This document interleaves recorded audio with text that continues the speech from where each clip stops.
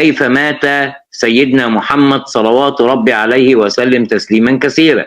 هل مات موت طبيعي أم تم اغتيال سيدنا محمد، تم اغتيال رسول الله عز وجل رسول رب العالمين؟ أعتقد أن الشيعة لهم سيناريو مختلف تماما عن سيناريو السنة. الشيعة فعلا يقولون بأن تم اغتيال سيدنا محمد رسول رب العالمين. طب لو تم اغتياله وقتل، من هو القاتل وما هي حيثيات الجريمة؟ ده اللي هنقدر نتعرف عليه من الأستاذ سيف. أستاذ سيف مع حضرتك 5 دقايق معطيات أولية هيدونها الأستاذ عمر، وإحنا كمان هندون ورا حضرتك. كيف مات رسول رب العالمين النبي محمد صلوات ربي عليه وسلم تسليما كثيرا؟ اتفضل يا أستاذ سيف، اتفضل يا فندم. يا الله، أعوذ بالله من الشر الشيطان الرجيم. بسم الله الرحمن الرحيم. توكلت على الله ربي ورب العالمين. اللهم صل على محمد وآل محمد الطيبين الطاهرين، وعجل فرجهم ولعن أعداءهم يا كريم، من الأولين والآخرين إلى قيام يوم الدين.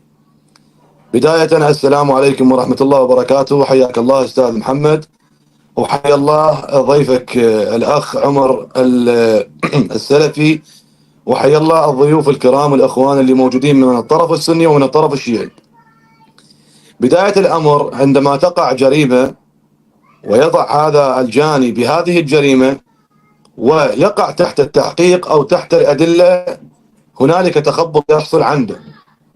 بروايات الذي ذكرتها عائشة عندهم بأن النبي صلوات الله وسلامه عليه قد نهاهم على أن لا يلدوه، وذكرت بهذه الرواية بأنها قالت يا الله، ذكر كتاب صحيح البخاري إخوان برقم الحديث 4458، تقول عن عائشة المصدر: لددناه في مرضه فجعل يشير إلينا أن لا تلدوني، فقلنا كراهية المريض للدواء، فلما أفاق قال ألم أنهكم، ويشير إلينا أن لا تلدوني، فقلنا كراهية المريض للدواء، فلما أفاق قال ألم أنهكم أن لا تلدوني، قلنا كراهية المريض للدواء، فقال لا يبقى أحد في البيت إلا لد، وأنا أنظر إلى العباس فإنه لم يشهدكم. هذا الحديث ذكر في البخاري برقم الحديث 4458 ورقم 6897، وذكر أيضا برقم 5709، وذكر برقم 6868.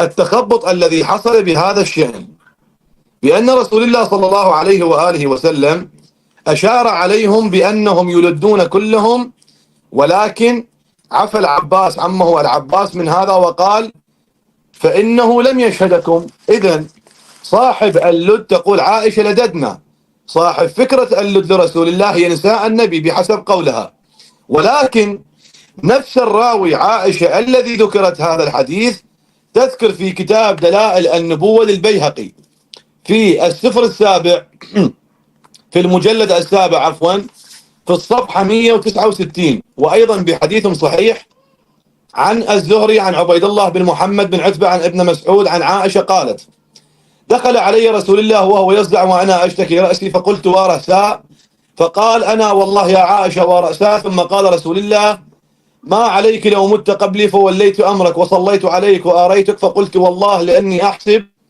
إنه لو كان ذلك لقد خلوت ببعض نسائك في بيت آخر النهار فأعرسك بها. فضحك رسول الله، ثم تمادى برسول الله وجعه، فاستقر برسول الله صلى الله عليه وآله وسلم وهو يدور على نسائه في بيت ميمونة، فاجتمع إليه أهله فقال العباس. إذن إخوان، الآن الذي قال هو العباس.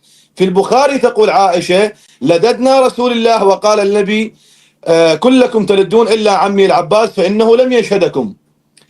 فقال العباس إنا لنرى برسول الله ذات الجنب، فهلموا لنلده، فلدوه، وأفاق رسول الله فقال من فعل هذا؟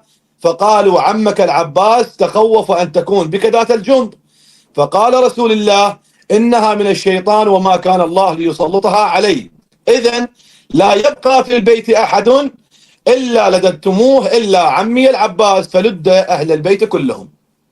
الرواية التي ذكرت في البخاري إخوان صاحب فكرة اللد هم نساء النبي، والعباس لم يكن معهم، ورسول الله لم يشهد العباس معهم.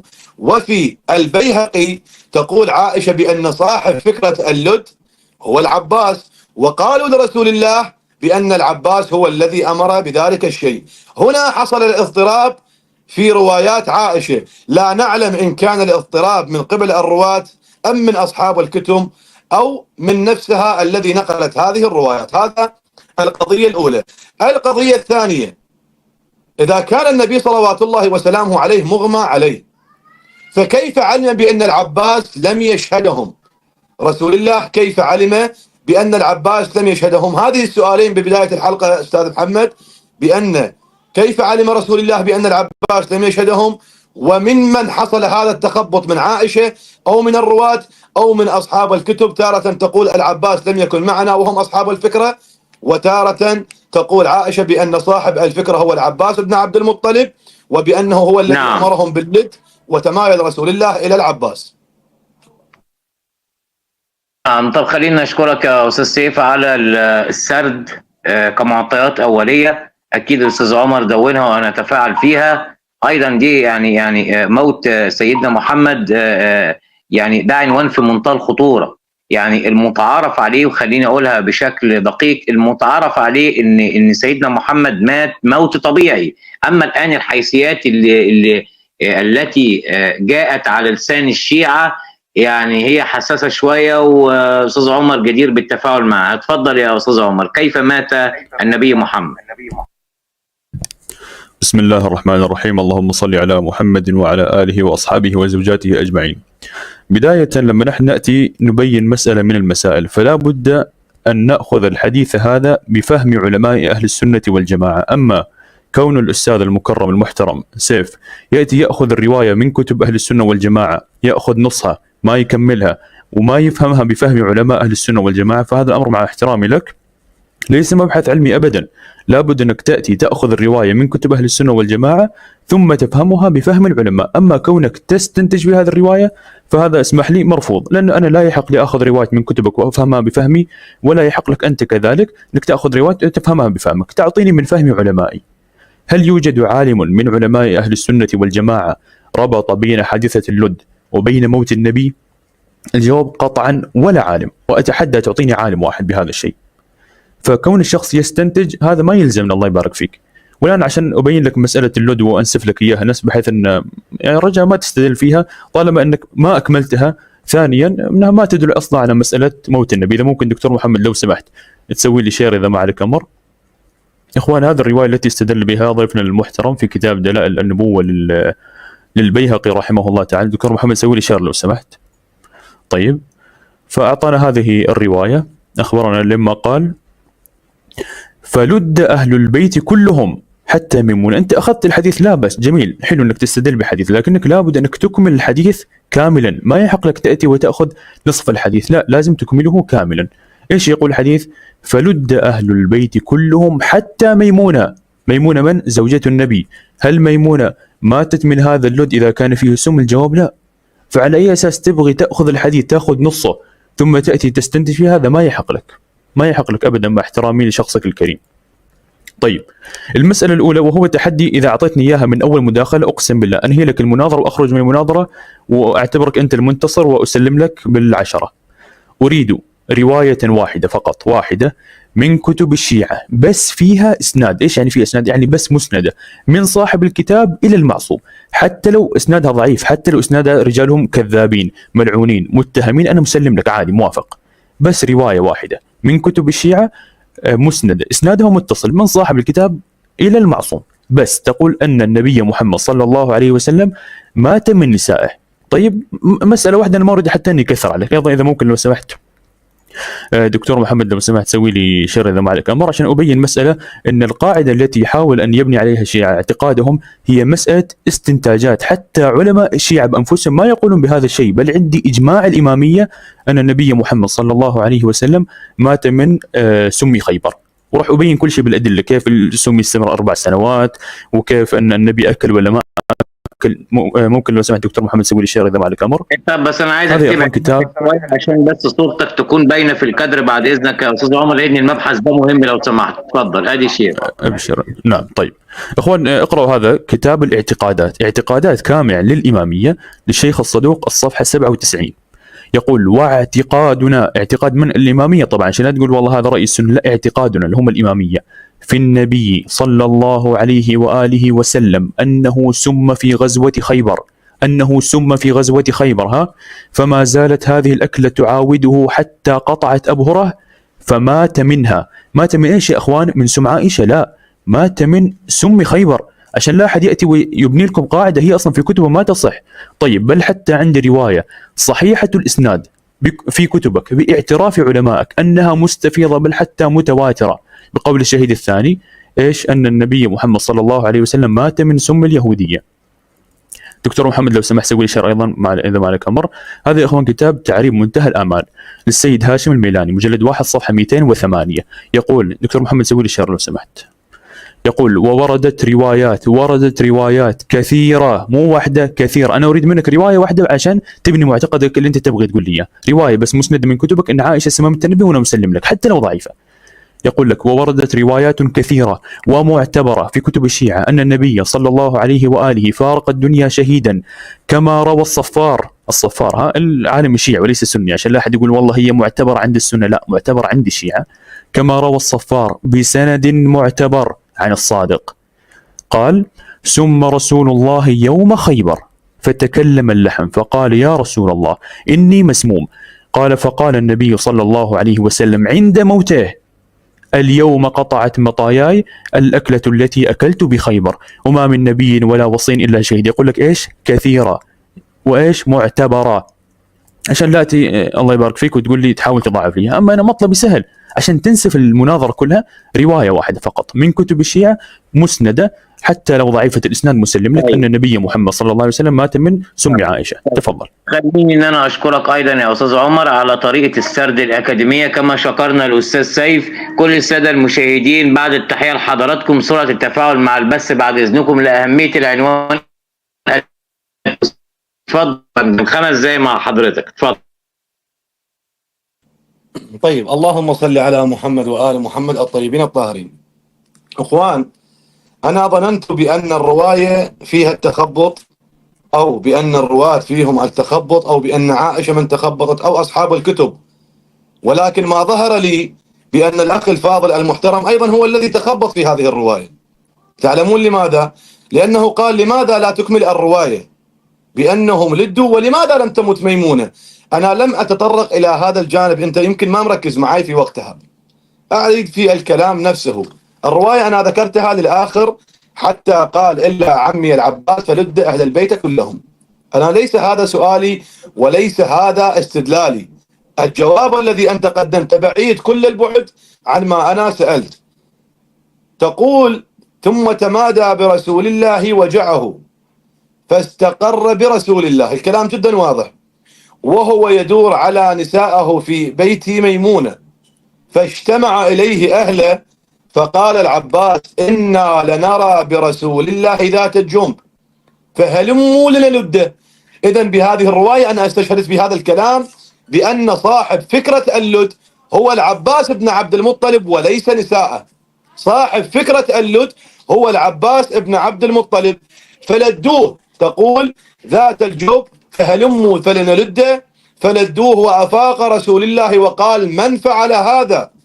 قالوا: عمك العباس تخوف أن يكون بك ذات الجنب، فقال رسول الله: إنها من الشيطان وما كان الله ليسلطها علي، لا يبقى في البيت أحدا إلا لددتموه إلا عمي العباس فلد أهل البيت كلهم حتى ميمونة، إلى آخر الحديث. لد أهل البيت كلهم أو لم يلدوا بعدها. أنا أتيك بعدنا في البداية في مقدمة إن شاء الله هذه الحلقة أتي من الذين لدوا في البيت، بعدين أتيها بهذه القضية. الآن سؤالي هو الواضح بهذا الجانب، بأن هل هو العباس الذي أمر بلد رسول الله أم نساء النبي كما ذكر صاحب كتاب صحيح البخاري؟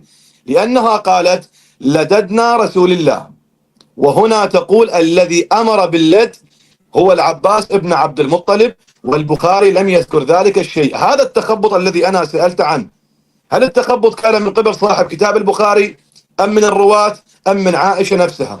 هذا القول الأول. طيب القول الثاني قال بأن أي رواية تأخذها بفهم أهل السنة وأقوال علماء السنة، وأنا لم أتي لحد الآن بأي قول من قول علماء السنة ولم أفهم في شأني. أنا سألت هل هذا التخبط، كونك أنت الرجل السني والضيف المكرم في هذه الحلقة، عليك أنت الذي تجيب بفهمك، ونحن نلتزم إن شاء الله بما أنت تقدمه. هذه القضية التي تخبطت بها عائشة أو صاحب الرواة أو صاحب الكتاب، القضية الأولى هذه إلى جنب.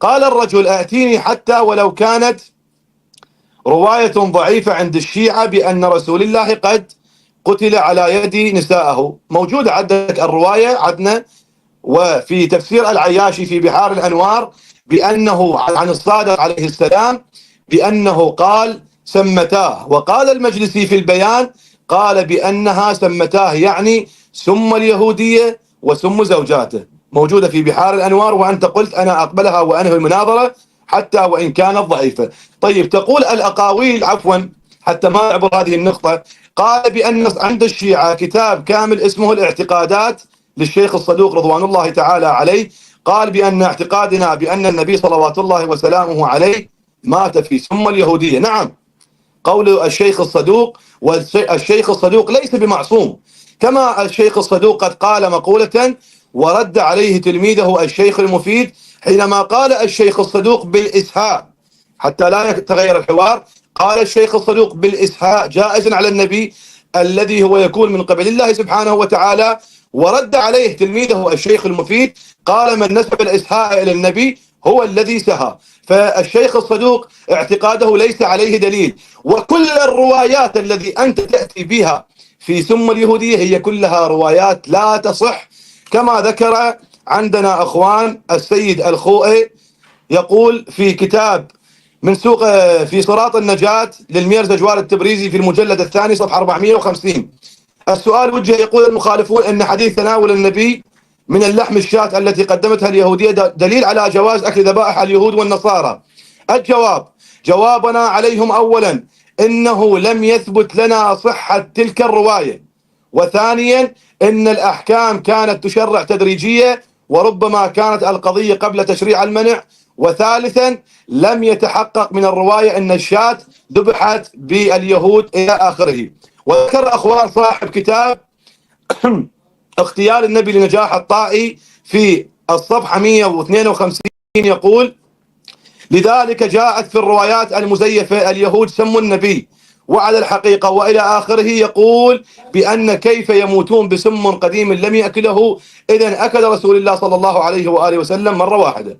الآن أنا أضع الأخ المحترم الضيف بسؤال واحد، الروايتين التي تخبطت، أرجع إلى نفس الموضوع حتى نتقدم في الحوار إن شاء الله، هل كان التخبط من عائشة أو كان هذا التخبط من قبل الرواة أم كان التخبط من صاحب الكتب الذي نقلتموها؟ تارة العباس لم يكن موجود، وتارة يقولون بأن العباس صاحب الفكرة، وكيف علم النبي بأن العباس لم يشهدهم؟ بشكرك يا أستاذ سيف. أتمنى في المداخلة القادمة أستاذ عمر هتاخد 5 دقايق، أيضا في المداخلات القادمة هتكون 3 دقايق، فأتمنى من حضراتكم ترتيب الأفكار لأن هنبتدي الصراع الذهني الحقيقي في المداخلة القادمة. أستاذ عمر اتفضل. طيب بسم الله الرحمن الرحيم. صدقني يا أستاذ سيف أن التخبط الوحيد هو استدلالك بهذا الرواية. أنا عمدا سؤالي والله العظيم جدا واضح، قلت لك أريد رواية مسندة في كتب الشيعة، وانت طبعا ذكرت الرواية في العياشي بدون اسناد، لانك تعلم ان تفسير العياشي كله مرسل، كله مرسل.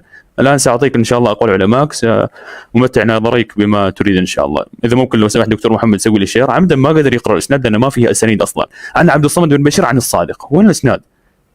طيب اخوان، هذا كتاب تنزيه الشيعة الاثني عشر ابو طالب، تبريز مجلد 2 صفحة 47. اقول هذا الحديث كما ذكره في الهامش نقله المجلسي في بحار الأنوار عن تفسير العياشي وأحاديث، ركز، أحاديث تفسير العياشي كلها مرسلات، والحديث المرسل ليس حجة عند الإمامية في الفروع، إذا هو حتى عند الفروع ليس بحجة، فضلا عن الأصول الاعتقادية، وذلك واضح لمن راجع كتبهم الاستدلالية. هذا أولا. ثانيا جاب لي حتى أزيدك بعد من الشعر بيت الخوئي نفسه اللي أنت تو استدليت فيه، الخوئي بنفسه طعن في تفسير العياش اللي حضرتك مستدل فيه، وروح أبين لك الرد على الخوئي في مسألة ضعيفة للروايات، وأبين لك أنها متواترة بل مستفيضة. دكتور محمد سوي لي شير لو سمحت. هذا أخوان كتاب مصباح الفقاهة للسيد الخوئي مجلد 5 صفحة 290. وأما الرواية الأولى فهي أولا ضعيفة السند. ليش؟ لعدم ثبوت اعتبار تفسير العياشي. هذا بقول الخوئي، أنت جبت الخوئي عاد تحمل كلامه. مو بس هذا، حتى عندي علماء كثر، مثلا جعفر السبحاني في كتاب المناهج التفسيرية لما تكلم عن تفسير العياش، عشان تعرف أستاذنا الكريم كيف يكون الاستدلال الصحيح على أهل السنة والجماعة. هذا أخوان المناهج التفسيرية مجلد 1 صفحة 154 لو سمحت يلا الشير. وأما التفسير بالمأثور عند الشيعة تفسير محمد بن مسعود العياشي، غير أن ناسخ الكتاب في القرون السابقة جنى على الكتاب جناية علمية لا تغتفر. ايش اللي سويته يا صاحب الكتاب الناسخ قصدي؟ حيث اسقط الاسانيد واتى بالمتون، وبذلك سد على المحققين باب التحقيق. عرفت يا استاذ كيف ان حضرتك تستدل بالاشياء الضعيفه المتهالكه؟ انا قلت لك حتى لو ضعيف الاسناد لكن يكون في اسناد. انت ما جبت لنا اسناد حتى عمدا، انت ما قرأت اسناد لانك تعلم ان ما فيه اسانيد. فاتمنى انك تلبي الطلب هذا، الله يبارك فيك. ثانيا انا قرأت لك ترى روايه من قول هاشم الميلاني انها كثيرة ومعتبرة، فوين الرد على المسألة هذه؟ لكن لا بأس، أنا الآن راح أعطيك الرواية وأتحداك تضاعف لي إياها، طيب؟ من كتب حتى الشيعة.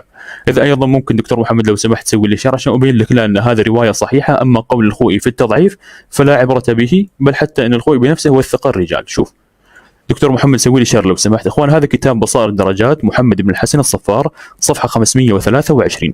حدثنا واتحداك الضعف الاسناد في روايتين، حاول تضعف لاي واحده منهما. حدثنا ابراهيم بن هاشم عن جعفر بن محمد عن عبد الله بن ميمون القدام، هذا ثقه كما قال فيه النجاشي، عن ابي عبد الله عليه السلام قال سمت اليهوديه النبي صلى الله عليه واله في ذراع، قال وكان رسول الله يحب الذراع والكتف ويكره الورك لقربها من المبال، قال لما اتي بالشواء اكل من الذراع وكان يحبها فأكل ما شاء الله، ثم قال الذراع يا رسول الله إني مسموم فتركه وما زال ينتفض به أو بسمه حتى مات صلى الله عليه وآله. عرفت؟ هذه صحيحة وأتحداك الضعف لي إياها. أما يأتيك الخوي ويقول لك والله هي ضعيفة بس من الهوى، لا قيمة له. أنا أعطيتك رواية بإسناد وأتحداك أنك تأتي وتضاعف هذا الإسناد، الله يبارك فيك. طيب تفسير العياش الآن إلى الآن ما جبت بشيء صحيح، أما المسألة الثانية فما يصح. طيب أخوان المسألة الله المستعان. طيب الرواية التي هو استدل بها الآن أو اللي جابها الرواية الأولى، طبعا أنا مثل ما أخبرتك أن أنت عشان تبني أي معتقد لازم تعطينا بفهم علماء أهل السنة والجماعة. دكتور محمد أيضا سوي لي شير لو سمحت. هذا جمع الفوائد يا أخوان، لما أورد الرواية قال أمسكوا فقال لا يبقى أحد في البيت إلا لد إلا عمه العباس للترمذي 2053، وقال حسن غريب، وقال الألباني صحيح دون قوله لده العباس، يعني الحديث صحيح دون قوله ايش؟ لده العباس، فإنه مخالف لما في الصحيح. وانت عندك حتى قاعدة عند السنة وعند الشيعة، لو مثلا في حديث حسن وفي حديث صحيح ايش المقدم؟ كذا الحديث الحسن، وانت عندك 3 مراتب، الصحيح والحسن والموثق. إذا جاء حديث موثق وحديث صحيح ايش المقدم؟ طبعا الحديث الصحيح. هذه قاعدة عند السنة وعند الشيعة، فما أدري يعني ما يحق لك أصلا تستدل بالمسائل هي عندي وعندك. طيب ازيدك ايضا من الشعر بيت من باب يعني تعرف ان هذا الامر مستفيض بل متواتر بقول علماء الشيعة وليس بقولي انا. دكتور محمد ايضا سوي لي شير لو سمحت. هذا اخوان كتاب مسالك الافهام للشهيد الثاني مجلد 11 الصفحه 459. فمنها الخبر المستفيض، ركز عشان لا تقول كلها ضعيفه، لا انا عندي مستفيض ومتواتر. روايتك اللي انت جايب لي اصلا بدون اسناد، فما ادري كيف تقدم المستفيض والمتواتر على روايتك اللي هي اصلا بدون اسناد. الخبر المستفيض أو المتواتر بأكل النبي صلى الله عليه وآله من الذراع المسموم الذي أهدته إليه اليهودية وأكل منها هو وبعض أصحابه فمات رفيقه وبقي يعاوده ألمه في كل أوان.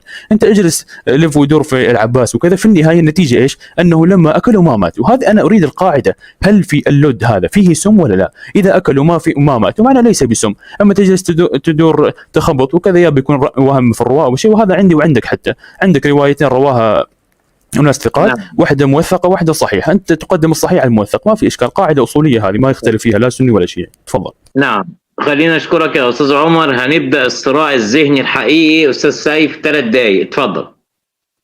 اللهم صل على محمد وآل محمد الطيبين الطاهرين. كما ذكر الأخ في كتاب بصائر الدرجات في الصفحة 523 يقول أتحداك أن تضعفها. والله لا أضعف هذه الرواية، والله وبالله والله لا أضعف هذه الرواية. تقول في بعد السند عن أبي عبد الله عليه السلام قال: سمت اليهودية النبي صلى الله عليه وآله في ذراع. قال: وكان رسول الله يحب الذراع والكتف ويكره الورك لقربها من المبال. قال: لما أوتي بالشواء أكل من الذراع وكان يحبها، فأكل ما شاء الله، ثم قال الذراع: يا رسول الله إني مسموم، فتركه، وما ذاك ينقض به سمه حتى مات صلى الله عليه وآله. هل قال الإمام المعصوم بأنه مات في ذلك السم؟ قالت: أعراض ذلك السم كان عند النبي صلوات الله وسلامه عليه. إذن أعراض هذا السم موجودة عند النبي صلوات الله وسلامه عليه، ولكن أنت لم تستطيع أن تخرج من هذه الرواية إلزام.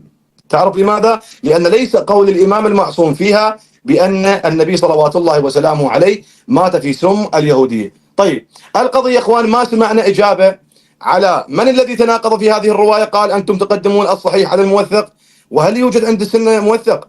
أنا أول مرة أسمع عند السنة هنالك شيء اسمه موثق. هذه قاعدة عند الشيعة وليس عند السنة. لا يوجد عندكم أحاديث اسمها موثقة. هذا طبعا من عندك، ما لم يقل به لا الألباني ولا أحمد بن حنبل ولا ابن تيمية ولا غيره. طيب أخوان، لحد الآن على هذه الرواية لم نسمع إجابة. من أين حصل هذا التخبط؟ أكان العباس موجود وهو الذي أمر في اللد، أم عائشة هي ونساء النبي الذي أمرت في اللد؟ نذهب إلى لنتقدم حتى لا نضيق في الوقت.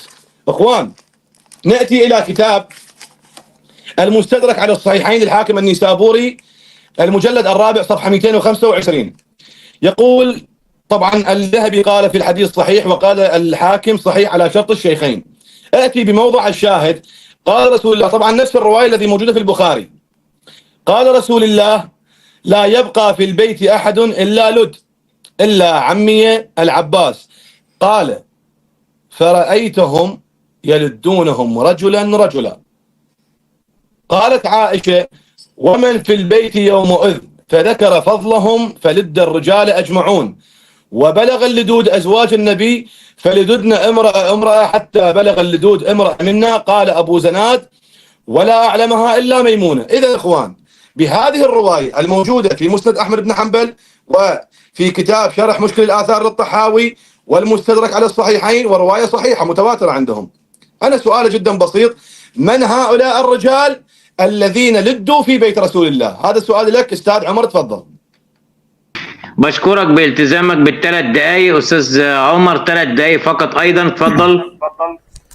طيب، ايضا ممكن دكتور محمد لو سمحت تسوي لي شير ذا عليك مره عشان ابين لك الاستاذ مع الاسف ما يعرف كيف يستدل على اهل السنه والجماعه. اخوان، هذا كتاب فتح الباري لابن حجر مجلد 8 صفحه 113، نفسه عن ابن ابي الزناد. يقول: هذه بيان ضعف ما رواه ابو يعلى بسند فيه ابن لهيع من وجه اخر عن عائشه، ذكر في نفس الروايه ان البقيه لدوا. روايه ايش؟ ابن ابي الزناد، هذه ضعيف. الله يبارك فيك. اعرف كيف تستدل على اهل السنه والجماعه. بتقول لي الذهبي، انا اصلا ترى الذهبي يعني لو كنت مطلع في هذا المسألة لعلمت ان الذهبي لما تكلم في كتاب المستدرك كان ما يزال طالبا، والعلماء بينوا كان طالب علم بعده في بدايته، وثم يعني مثل ما تقول تمكن في مساله الجرح والتعديل. واذا بغيت ابين لك ان شاء الله في المداخلات القادمه هذه المساله. طيب، قلت هذا الحسن والصحيح والموثق عند الشيعة بس وليس عند السنه. نعم، عند السنه بمصطلحات مختلفه. الحديث الحسن والصحيح هذا عند اهل السنه والجماعه، بعيدا عن طبعا لا تخليني ادخل في مساله رجاليه، انت يعني مع كامل احترامي لك ما راح تكمل فيها. ترى علم الجرح والتعديل عند الشيعة كله ماخوذ من اهل السنه والجماعه. حتى الشهيد الثاني كما اتذكر راح اخذ كتاب مقدمه ابن الصلاح يعني نسخ ولصق، راح وضعه في كتابه بالضبط الحديث الصحيح والحسن، يعني حتى بالترتيب سبحان الله كانه اخذ، وحتى هو صرح بعد انه اخذ من كتب اهل السنه والجماعه هذه المسائل. ف يعني الله يبارك فيك. طبعا لما بينا ان حديث العياشي حديث مرسل ما استطاع الرد عليه. طيب، انا طبعا تعمدت اني اقرا لك الروايه اللي تحت، ما جت لك الروايه اللي فوق اللي فيها ان النبي محمد صلى الله عليه وسلم مات من هذا السم. مات من اي سم؟ من سم خيبر. عمدا انا رحت لك للروايه اللي تحت عشان اعرف انت ايش راح تقول. دكتور محمد لو سمحت سوي لي شر. بصار الدرجات صفحه 523. حدثنا لما قال عن ابي عبد الله عليه السلام قال: سم رسول الله يوم خيبر فتكلم اللحم فقال: يا رسول الله اني مسموم. قال: فقال النبي صلى الله عليه وسلم عند موته اليوم قطعت مطايا ايش؟ الاكله التي اكلت بخيبر، وما من نبي ولا وصي الا شهيد. بل حتى علمائك مثل الهاشم بيلاني لما اورد هذه الرواية قال أن هذا كان سبب موته، حتى الشهيد الثاني أورد وقال أنها مستفيضة بل متواترة. فبارك الله فيك. روايتك في العياشي ان شاء الله جيب روايه مسنده وانهي المناظره. انت والله العظيم تعلم لو عندك روايه فقط مسنده لو كنت قدمتها للناس، لكن انت تعرف وانا اعرف وكل الشيعه والسنه يعلمون انه ما عندك، فقدم وانهي المناظره. انت تقدر تنهيها بس انت تدري ما عندك، جالس تستنتج في كتبنا. بعدين جاب لك روايه مو روايه حتى كلام نجاح الطائي. انت تدري من نجاح الطائي؟ رجل معاصر الى اليوم حي، لا هو محدث ولا هو عالم ولا اي شيء، ياتي ياخذ روايه السنه يبدا يستنتج فيها لا بدليل قائم لا عند السنه ولا عند الشيعه. اعرف الله يبارك فيك كيف تستدل على روايه اهل السنه والجماعه بقول صحيح. جاء عند كلام الصدوق ورده، قال والله عندنا المفيد رد على الصدوق في مسألة أخرى. تفضل طيب أعطيني واحد رد على الصدوق في هذه المسألة. قال لا إن النبي مات من سم عائشة. أتحداك ما عندك. تفضل خذ وقتك. طيب شكرا لالتزامك بالوقت. 3 دقائق أستاذ سيف تفضل. طيب اللهم صل على محمد وآل محمد الطيبين الطاهرين. الحوار يظن الأخ عمر بأنه هو سرد فقط، سرد روايات وقلت كذا وقلت كذا. أنا راح أقول لك عليه واحدة واحدة. اخوان، حينما قلت بان الشيخ الصدوق ليس بمعصوم ورد عليه الشيخ المفيد تبسم، والان ضرب بالذهبي. قال لا تتكلم في الذهبي، انا عند الذهبي ما عرفنا شنو عندك الذهبي ما عرفنا شنو عندك، هل تاخذ بقول الذهبي او لا تاخذ بقول الذهبي؟ طيب الرجل ماذا فعل اخوان؟ قال بان هذه الروايه في مسند احمد بن حنبل ضعيفه، في مسند احمد بن حنبل ضعيفه. الان اشوف من الضعيفه في مسند احمد بن حنبل. الآن إخوان راح أعطيكم المصدر. مسند أحمد بن حنبل تعليق شعيب الأرناؤوط، يعني تحقيق شعيب الأرناؤوط، يقول في المجلد 41 صفحة 365 يقول الحديث الذي أنا أتيت به فرأيتهم يلدونهم رجلا حتى بلغ اللدود أزواج النبي إلى آخر الحديث. ماذا يقول شعيب الأرناؤوط؟ يقول إسناده حسن، عبد الرحمن هو ابن أبي الزناد حسن الحديث، وبقية رجاله ثقات رجال الشيخين. هذا شعيب الأرناؤوط صححه في مسند أحمد بن حنبل. وإخوان المصدر الثاني المستدرك على الصحيحين، الذهبي أيضا صحح هذا الحديث. تخريج صحيح ابن حبان أيضا إسناده صحيح على شرط البخاري لشعيب الأرناؤوط. ما أعرف من الذي ضعف هذه الرواية عندك. أنت حينما تتكلم قدم الذي ضعف هذه الرواية. هذه أولا. ما سمعنا من هؤلاء الرجال. يقول أنت تخرج وتستنتج، ما أعرف على شنو مستعجل. أنت أتيت إلى مناظرة، هل بهذا الاستعجال؟ طيب أخوان، لحد الآن ما عرفنا من هؤلاء الرجال الذين لدوا في بيت رسول الله. ما عرفنا ممن حصل التخبط، هل من زوجات النبي أم من الرواة أم من صاحبين الكتب.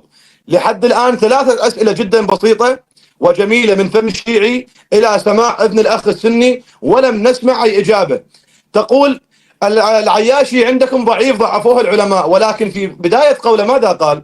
قال أنا أقبل أي رواية ضعيفة، ولكن حينما أتيته بتفسير العياشي قال هذه ضعيفة. إذن لا تنطقون بشيئا وتطلبون شيئا ثم تختلفون عليه وتقولون لا نحتاج إلى هذه وهي روايات ضعيفة عندكم. هذه أولا. الآن سؤالي جدا بسيط. التخبط الذي حصل عندكم من الرواة أم من نساء النبي أم من أصحاب الكتب؟ تارة تقول ابن عباس، تارة نساءه. رأيتهم يلدونهم رجلا، من هؤلاء الرجال الذي لدوا في بيت رسول الله بهذه الحادثة؟ تفضل. شكرا أستاذ سيف. أستاذ عمر سريعا 3 دقائق. طيب بسم الله الرحمن الرحيم. أنا والله العظيم سؤالي واضح. إذا أنت تبغي توهم المشاهد أو يعني مثل ما أقول تحاول تضحك على المشاهد، فهذا أمر ما راح يمشي معي، لأن أنا قلت لك بكل وضوح أريد رواية مسندة لو رجالها ضعفاء أنا موافق، مسندة بس فيها إسناد. وأنا ما تفهم إيش معنى فيها إسناد. فيها إسناد بس لو حتى ضعيفة، لو يعني مثلا حدثنا فلان عن فلان عن فلان، الفلانين كلهم هؤلاء كلهم ضعفاء أنا موافق عادي. لو كذابين أنا موافق، بس أريد رواية مسندة يا رجل. أنت لو عندك والله كنت قدمتها، وأقسم برب الكعبة ما عندك. ما أخذ رواية جالس تستنتج فيها. جاي لي نجاح الطائي هذا اللي تو بعده معاصر إلى اليوم حي يستنتج في هذه الروايات. ما يلزمني استنتاجك يا عمي، ما يلزمني. تبغي تقول لي والله اللي كان في اللد هو السم، أقول لك يا عمي عندي لدوا بهذا السم وما ماتوا. بتقول لي رجال أقول لك رجال، تقول لي نساء أقول لك نساء، ولا يفرق معي. أنا ما همني أصلا من الذي لد، أنا همني هل لما لدوا من هذا الدواء هل ماتوا ما ماتوا، يعني إيش ليس بسم. تبدأ تلف وتدور، هذا والله ما يهمني. زين. لما جاء عند العياشي عرف انها روايه ما فيها اسناد، استحى وجلس يكذب على الناس ويقول والله هو لا تنطقون بشيء. لا، انا سؤالي والله واضح، قلت لك اريد روايه مسنده فيها اسناد حتى لو ضعيفه. زين، الحين ازيدك بعد عشان تتعلم من هذه المسائل. دكتور محمد لو سمحت سوي لي شر اذا ما عليك امر. هذا هو كتاب اعلام الورى باعلام الهدى، شيخ الطبرسي، مجلد 1 صفحه 80. ومنها كلام الذراع اللي هو ذراع الشاة، وهو انه اتي بشاة مسمومه اهدتها له امراه من اليهود بخيبر، وكانت سالت اي شيء احب الى رسول الله من الشاة، فقيل لها الذراع، فسمت الذراع، فدعا رسول الله اصحابه اليه فوضع يده ثم قال ارفعوا فإن تخبرون انها مسمومه، ولو كان ذلك لعله ارتياب اليهود لما قبلها بدءا ولا جمع عليها اصحابه، وقد كان صلى الله عليه واله تناول منها اقل شيء قبل ان تكلمه، فكان يعاوده كل سنه حتى جعل الله ذلك ايش هو الشاة سبب الشهاده، عشان لا تقول والله هو نعم اكل وانضر منها لكن ما مت، لا هذا ذلك سبب الشهاده. يلا الطوسي، بعد تقول لي واحد جاء رد على الطوسي، قلت لك من رد على الصدوق؟ ما عندك احد رد عليه، هذا واقع. بتقول لي الذهب، انا عندي من علماء من رد على الذهبي، عندي انا رد من علمائي، انت ما عندك احد، جاي انت ترد على الصدوق. الله يبارك فيك. طيب يا اخوان، جعفر السبحاني ايضا في كتاب سيد المرسلين، ثواني الله المستعان، يقول في الهامش سيد المرسلين السبحاني مجلد 2 صفحه 416: وهذا المعروف ان النبي صلى الله عليه وسلم قال في مرضه الذي مات فيه: ان هذا الاوان وجدت فيه انقطاع ابوه من الاكله التي اكلت بخيبر، فانت اجماع علمائك انه مات من سم خيبر، روايتك الصحيحه مات من سم خيبر، روايه واحده متهالكه عندك في تفسير العياشي لا قيمه لها علميا اصلا، وحتى علمائك طعنوا فيها كالخوي والسبحاني وغيرهم، قالوا العياشي كله مرسل. فلو سمحت اذا عندك روايه قدمها، قدم الروايه واعترف امام الناس، شوف انا كيف كلامي كله صريح بالادله. عندك روايه قدمها، ما عندك قول للناس يا اخي انا ما عندي، قول للناس ما عندي، وترى كل الروايات اللي انا اجي اضاعف لك اياها اعطيك اياها، تو بينت لك الحافظ بن حجر، الا اذا تبغى تسوي نفسك انك ما شفت عشان توهم المشاهد، هذه مساله اخرى. تفضل، روايه واحده بس، روايه واحده وانهي المناظره. اللهم صل على محمد وآل محمد الطيبين الطاهرين. أنا راح أختصر لك الموضوع وأسهل لك الأمر حتى ما تتعب نفسك كل ساعة وتخرج الشات وما أعرف شنو. 8 من علماء الشيعة من قالوا بأن النبي صلوات الله وسلامه عليه قد مات في سم اليهودية، و4 من علماء الشيعة من خالفوا هذا القول. تقول من علمائك الذين ردوا؟ أخذ أولا في كتاب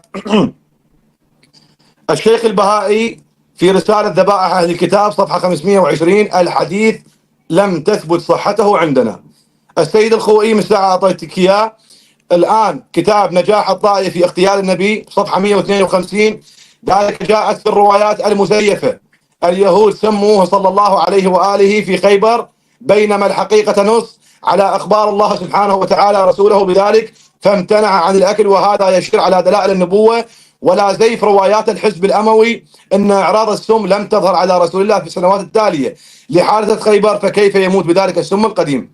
وآخرا الشيخ علي الكوراني رحمة الله عليه في كتابه جواهر التاريخ الجزء الثالث صفحة 216 رد هذا القول وقال: معنى قوله عليه السلام أموت بالسم قال رسول الله صلى الله عليه وسلم، والمعنى فيه سمه السنيون، أي يقصد بسم النبي حادثة خيبر حيث أهدى اليهود الشاة المشوية مسمومة فأكلها وإلى آخره، ونحوه اختلف ابن قتيبة وأسد الغابة وإلى آخره، وقال هذا الشيء لا يثبت عندنا.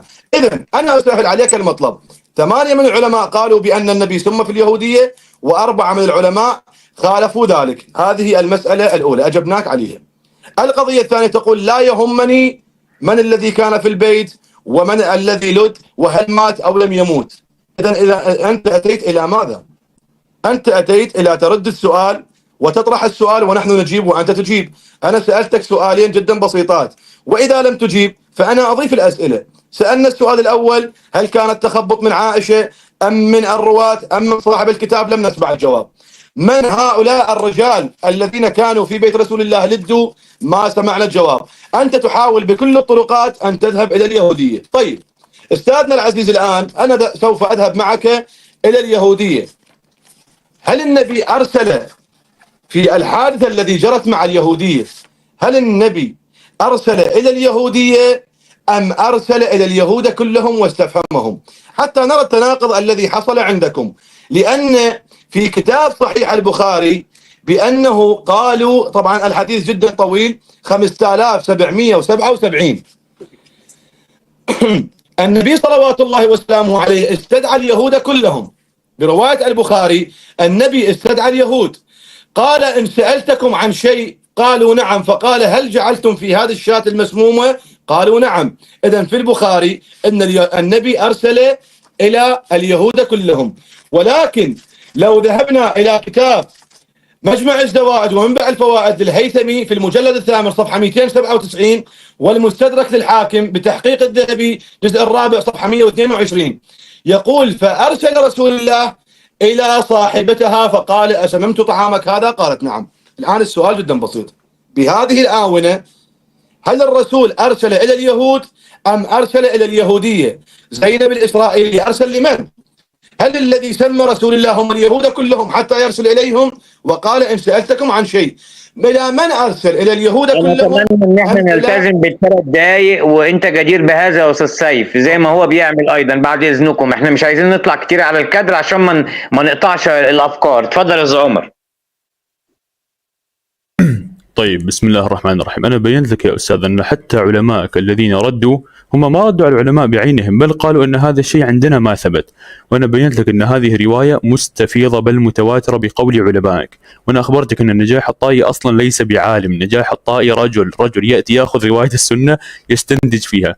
قلت لك قدم رواية واحدة من كتب الشيعة مسندة بس وانهي المناظرة. ليش جالس تستنتج في الروايات؟ ليش؟ عندك رواية قدمها، ما عندك لا تقدم. هذا يلا. صحيح الإمام مسلم بشرح النووي يقول ذكر فيها رواية أن امرأة يهودية أتت رسول الله بشاة مسمومة فأكل منها فجيء بها إلى رسول الله فسألها عن ذلك فقالت أردت لأقتلك، قال ما كان الله ليسلطك على ذلك. قالت أو قال علي. قالوا ألا نقتلها؟ قال لا. قال فما زلت أعرفها في لهوات رسول الله اللي هو السم هذا. فما ادري انت اشكالك وين يعني تبغى توصل فيه، مع الاسف انت مو قادر. حتى روايه مساله اليهوديه هذه نفسها موجوده في كتبك باسناد صحيح، فانت مشكلتك تشكل على مساله وهي بنفسها موجوده عندك. اذا ايضا ممكن دكتور محمد لو سمحت تسوي لي شير اذا ما عليك امر في هذا الروايه. اخوان هذا كتاب مرآة العقول مجلد 8 صفحه 196. الحديث التاسع المجلس يقول السابق كان حسن. حديث محمد بن يحيى ثقة عن أحمد بن محمد بن عيسى ثقة عن ابن فضال ثقة عن عبد الله بن مكير اللي هو ابن مكير ثقة من رجال الجماعة عن زرارة معروف.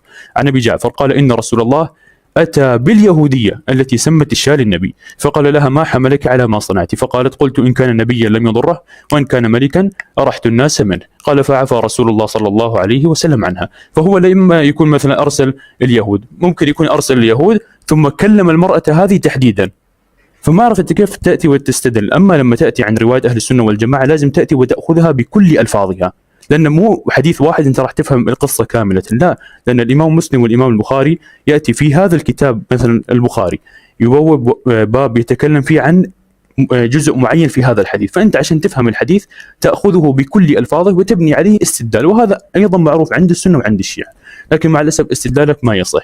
طيب حتى البهائي ترى وغيرهم من هؤلاء العلماء اللي أنت قلت أنهم أنكروا مسألة خيبر، حتى هؤلاء ما اتهموا أم المؤمنين أصلا بأنها قتلت، ما اتهموا.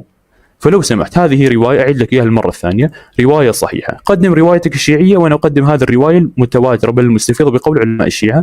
تعريب منتهى الأمان دكتور محمد لو سمحت سوي لي شير، مجلد 1 صفحة 208 يقول ووردت روايات كثيرة ركز كثيرة ومعتبرة صحيحة، يعني أن النبي صلى الله عليه وسلم فارق الدنيا شهيدا كما روى الصفار بسند معتبر عن الصادق أنه قال سم رسول الله يوم خيبر فتكلم من اللحم فقال يا رسول الله إني مسموم، فقال النبي عند موته اليوم قطعت مطاياي الأكلة التي أكلت بخيبر وما من نبي ولا وصي إلا شهيد. فلو سمحت إذا ما تبغي تعطيني رواية قول للناس، اعترف أن ما عندك رواية، ليش الاستنتاج هذا؟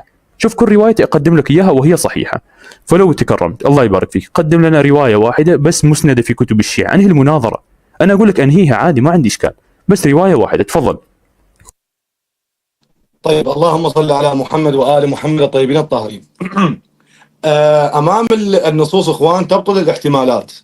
قال لعل وأظن بأن اليهود بعدها أرسل أو إلى قبلها أرسل، ويقول أقرأ النص. أنا طبعا أعطيك موضع الشاهد لضيق الوقت أقرأ لك النص وما يكون خاطرك إلا طيب. إخوان في صحيح البخاري رقم الحديث 5777 يقول لما فتحت خيبر أهديت لرسول الله صلى الله عليه وآله وسلم شاة فيها سم، فقال رسول الله صلى الله عليه وسلم اجمعوا لي من كان ها هنا من اليهود، فجمعوه له، فقال لهم رسول الله صلى الله عليه وآله: إني أسألكم عن شيء فهل أنتم صادقي عنه؟ فقالوا: نعم يا أبا القاسم. فقال لهم رسول الله: من أبوكم؟ قالوا: أبونا فلان. فقال رسول الله: كذبتم، بل أبوكم فلان. فقالوا: صدقت وبررت. فقال: هل أنتم صادقي عن شيء؟ قال: إن سألتكم عنه. فقالوا: نعم يا أبا القاسم، وإن كذبناك عرفت كذبنا كما عرفنا في أبينا. قال لهم رسول الله: من أهل النار؟ فقال: نكون فيها يسيرا ثم تخلفوننا فيها. فقال لهم صلى الله عليه وآله وسلم: أخسأوا فيها والله لا نخلفكم فيها أبدا. ثم قال لهم: فهل أنتم صادقي عن شيء إن سألتكم؟ قالوا: نعم. فقال: أجعلتم في هذه الشاة سم؟ فقالوا: نعم. فقال: ما حملكم على ذلك؟ فقالوا: أردنا إن كنت كاذبا نستريح منك، وإن كنت نبيا لم يضرك. هذه الرواية انتهت. قرأت لك الرواية من البداية إلى النهاية، ولكن لو ذهبنا إلى المصادر الأخرى بأن النبي أرسل إلى اليهودية وقالت: إن كنت نبيا فقد لا يضرك شيء، وإن كنت ملكا أرحنا منك. هذه القضية الأولى. الرواية التي أتى بها أخوان في كتاب مرآة العقول العلام المجلسي في المجلد الثامن صفحة 196، أحسنت، رواية صحيحة أيضا، خاف تقول موثقة أو إلى آخره. قال: أتى باليهودية النبي الذي سمت الشاه، فقال لها: ما حملك على ما صنعت؟ فقالت: قلت إن كان نبيا لم يضره، وإن كان ملكا أرحت منه الناس. قال: فعفى رسول الله عنها. وأنت الذي أتيت بهذه الرواية، الآن سأدينك أيضا بنفس الرواية من كتبك في سنن أبي داود بأن رسول الله صلى الله عليه وآله وسلم قتلها، اختص من هذه اليهودية. وفي صحيح مسلم: عفى عنها رسول الله. قال له علي: أن أقتلها؟ قال: لا. إذن الآن القاعدة: هل قتلها رسول الله الذي سمت النبي أو عفى عنها رسول الله؟ لأن هنالك حديث. أنا أعطيك الأحاديث التي تتضارب عندك، لحد الآن ما رديت على كل حديث. تقول: أعطيني فهم أهل السنة. يا أخي أنت سني وجاوب، أنت سني وعليك أن ترد على هذه الإشكالات. من هؤلاء الرجال؟ لم نسمع الجواب. أرسل النبي إلى اليهودي أم إلى اليهود؟ لم نسمع الجواب. من حصل التناقض؟ من الكتب أم من الرواة أم من عائشة؟ لم نسمع الجواب. السؤال الرابع: هل قتلها رسول الله أو عفى عنها؟ تفضل. طيب، بسم الله الرحمن الرحيم. الإمام النووي رحمه الله تعالى في شرح صحيح مسلم، هذا الكتاب مجلد 14 الصفحة 400، قال القاضي عياض: واختلف الآثار والعلماء هل قتلها النبي صلى الله عليه وسلم أم لا، فوقع في صحيح الإمام مسلم أنهم قالوا أن أقتلها قال لا، ومثله عن أبي هريرة وجابر، وعن جابر من رواية أبي سلمة أنه صلى الله عليه وسلم قتلها، وفي رواية ابن عباس أنه دفعها إلى أولياء بشر ابن البراء، وكان أكل منها فمات بها مقتولا. وأجمع أهل الحديث أن رسول الله صلى الله عليه وسلم قتلها. قال القاضي: ووجه الجمع بين هذه الروايات والأقاويل أنه لم يقتلها أولا، في البداية ما قتلها حين اطلع على سمها، وقيل له أقتلها فقال لا. فلما مات بشر بن المراء اختلف عند السنة وعند الشيعة متى مات. في منهم من قال أنه مات فورا، في منهم من قال أنه مات بعد سنة. حتى ممكن أعطيك كلام التستري كما تذكر من كتبه بعد. فلما مات بشر بن المراء من ذلك سلمها لأوليائه فقتلوها قصاصا، فيصح قولهم لم يقتلها أي في الحال يعني فورا ما قتلها، هذا واقع، ويصح قولهم قتلها أي بعد ذلك. أنهينا لك الشبهة يا الحبيب. طيب، أما إذا جالس تتكلم لي عن التناقض والتضارب، هذا عشان تأتي وتفرق مثل ما بينت لك. نحن عندنا مسألة اسمها الحديث الحسن والحديث الصحيح وكذا. في الحديث الصحيح دائما يكون هو المقدم، لأن مثلا بعض الرواة يروونها باللفظ، بعض الرواة يروونها بالمعنى، فهذا الاختلاف ما في مانع منه لا عند السنة ولا عند الشيعة. بل حتى عندك رواية عن مسلم عن ايش اسمه هذاك الراوي محمد بن مسلم عن أبي جعفر قال: إني أسمع منك الحديث فأرويه بالفهم، قال: إن أردت معناه فلا مانع. قال: لو بغيت مثلا بنفس هذا المعنى يعني تروي نفس الحديث لكن بهذا المعنى فلا مانع. حتى الحين راح أعطيك من هو الذي يتضارب فعلا. هل هم الرواة الغير معصومين عندنا مثل أم المؤمنين كذا؟ معناه أنا ما أتهم أصلا، بل أقول هناك حديث يكون أصح من الحديث الآخر، ما في مانع. هذا دكتور محمد لو سمحت سوي لي شير عشان نعرف من هو بالفعل الذي عنده التناقض والتضارب هذا. ركز على المسألة هذه. دكتور محمد موجود إذا ممكن تسوي لي شير؟ نعم، ركز على المسألة هذا. أنا ما أكلمك أصلا عن المذي ولا شيء، بس أبغيك تنتبه على التناقض الموجود. ملاذ الأخيار مجلد 1 صفحة 96 حديث موثق. روى رواية عن أبي عبد الله قال سألته عن المذي فقال إن عليا كان رجلا مذاء واستحي أن يسأل رسول الله لمكان فاطمة. ركز على المسألة. فأمر المقداد أن يسأله وهو جالس فقال ليس بشيء. إيش يعني ليس بشيء؟ يعني ما فيه وضوء. طيب تروح للصفحة اللي بعدها الحديث 42 يقول فيه صحيح. زين، قال أورد فيه نفس الرواية وقال إن عليا أمر المقداد أن يسأل النبي صاد واستحيا أن يسأله فقال فيه وضوء. فالحين التناقض هذا والتضارب الله يبارك فيك عند من بالضبط؟ عند إمامك. عندك إمام الرضا والإمام الصادق، واحد منهم لما روى نفس رواية المقداد أنه ذهب وسأل النبي مرة يقول فيه وضوء، جاء الإمام الرضا روى نفس الرواية، عفوا الصادق قال ليس فيه وضوء، جاء الرضا روى نفس الرواية إيش قال فيه وضوء. فالحين من الذي كذب أو تضارب؟ ما راح أقول الكذب، بقول من الذي تضارب، هل هو الرضا ولا الصادق؟ شوف كيف هذا اسمه تناقض. أما أنا عندي عالم أو مثلا راوي يكون رواها بالمعنى، وهذا ما في مانع عندي وعندك ترى. حتى ممكن أعطيك أيضا الرواية الموجودة في كتاب مرآة العقول تشرح لك هذه المسألة، أن قال أسمع منك الحديث، أيوة هذا مرآة العقول مجلد 1 الحديث الثاني المجلس يقول صحيح. قلت لأبي عبد الله عليه السلام أسمع الحديث منك فأزيد وأنقص، مثل ما يحصل عندي مثلا لفظ يكون زائد لفظ شاذ، فقال إن كنت تريد معانيه فلا بأس. فلما عالم عندي أو عندك يأتي يروي الرواية هذه بالمعنى فهذا ما في منه مانع شرعا، لكن لما يتغير المعنى ويتغير الحديث، واحد يقول ليس فيه وضوء والثاني الإمام يقول فيه وضوء لما يروي نفس رواية المقداد، فهنا نقدر نقول لك أن هذا فعلا تناقض. طيب يا أستاذنا الكريم، أقول لك الحين سؤالي واحد، ما راح أزيد عن هذا السؤال. رواية واحدة مسندة من كتب الشيعة إذا ما عليك أمر، بس مسندة أن النبي محمد صلى الله عليه وسلم مات من إيش؟ من سم أم المؤمنين عائشة. قدم الرواية وانهي المناظرة، والله راح أطلع من المناظرة لو قدمت هذه الرواية. تفضل.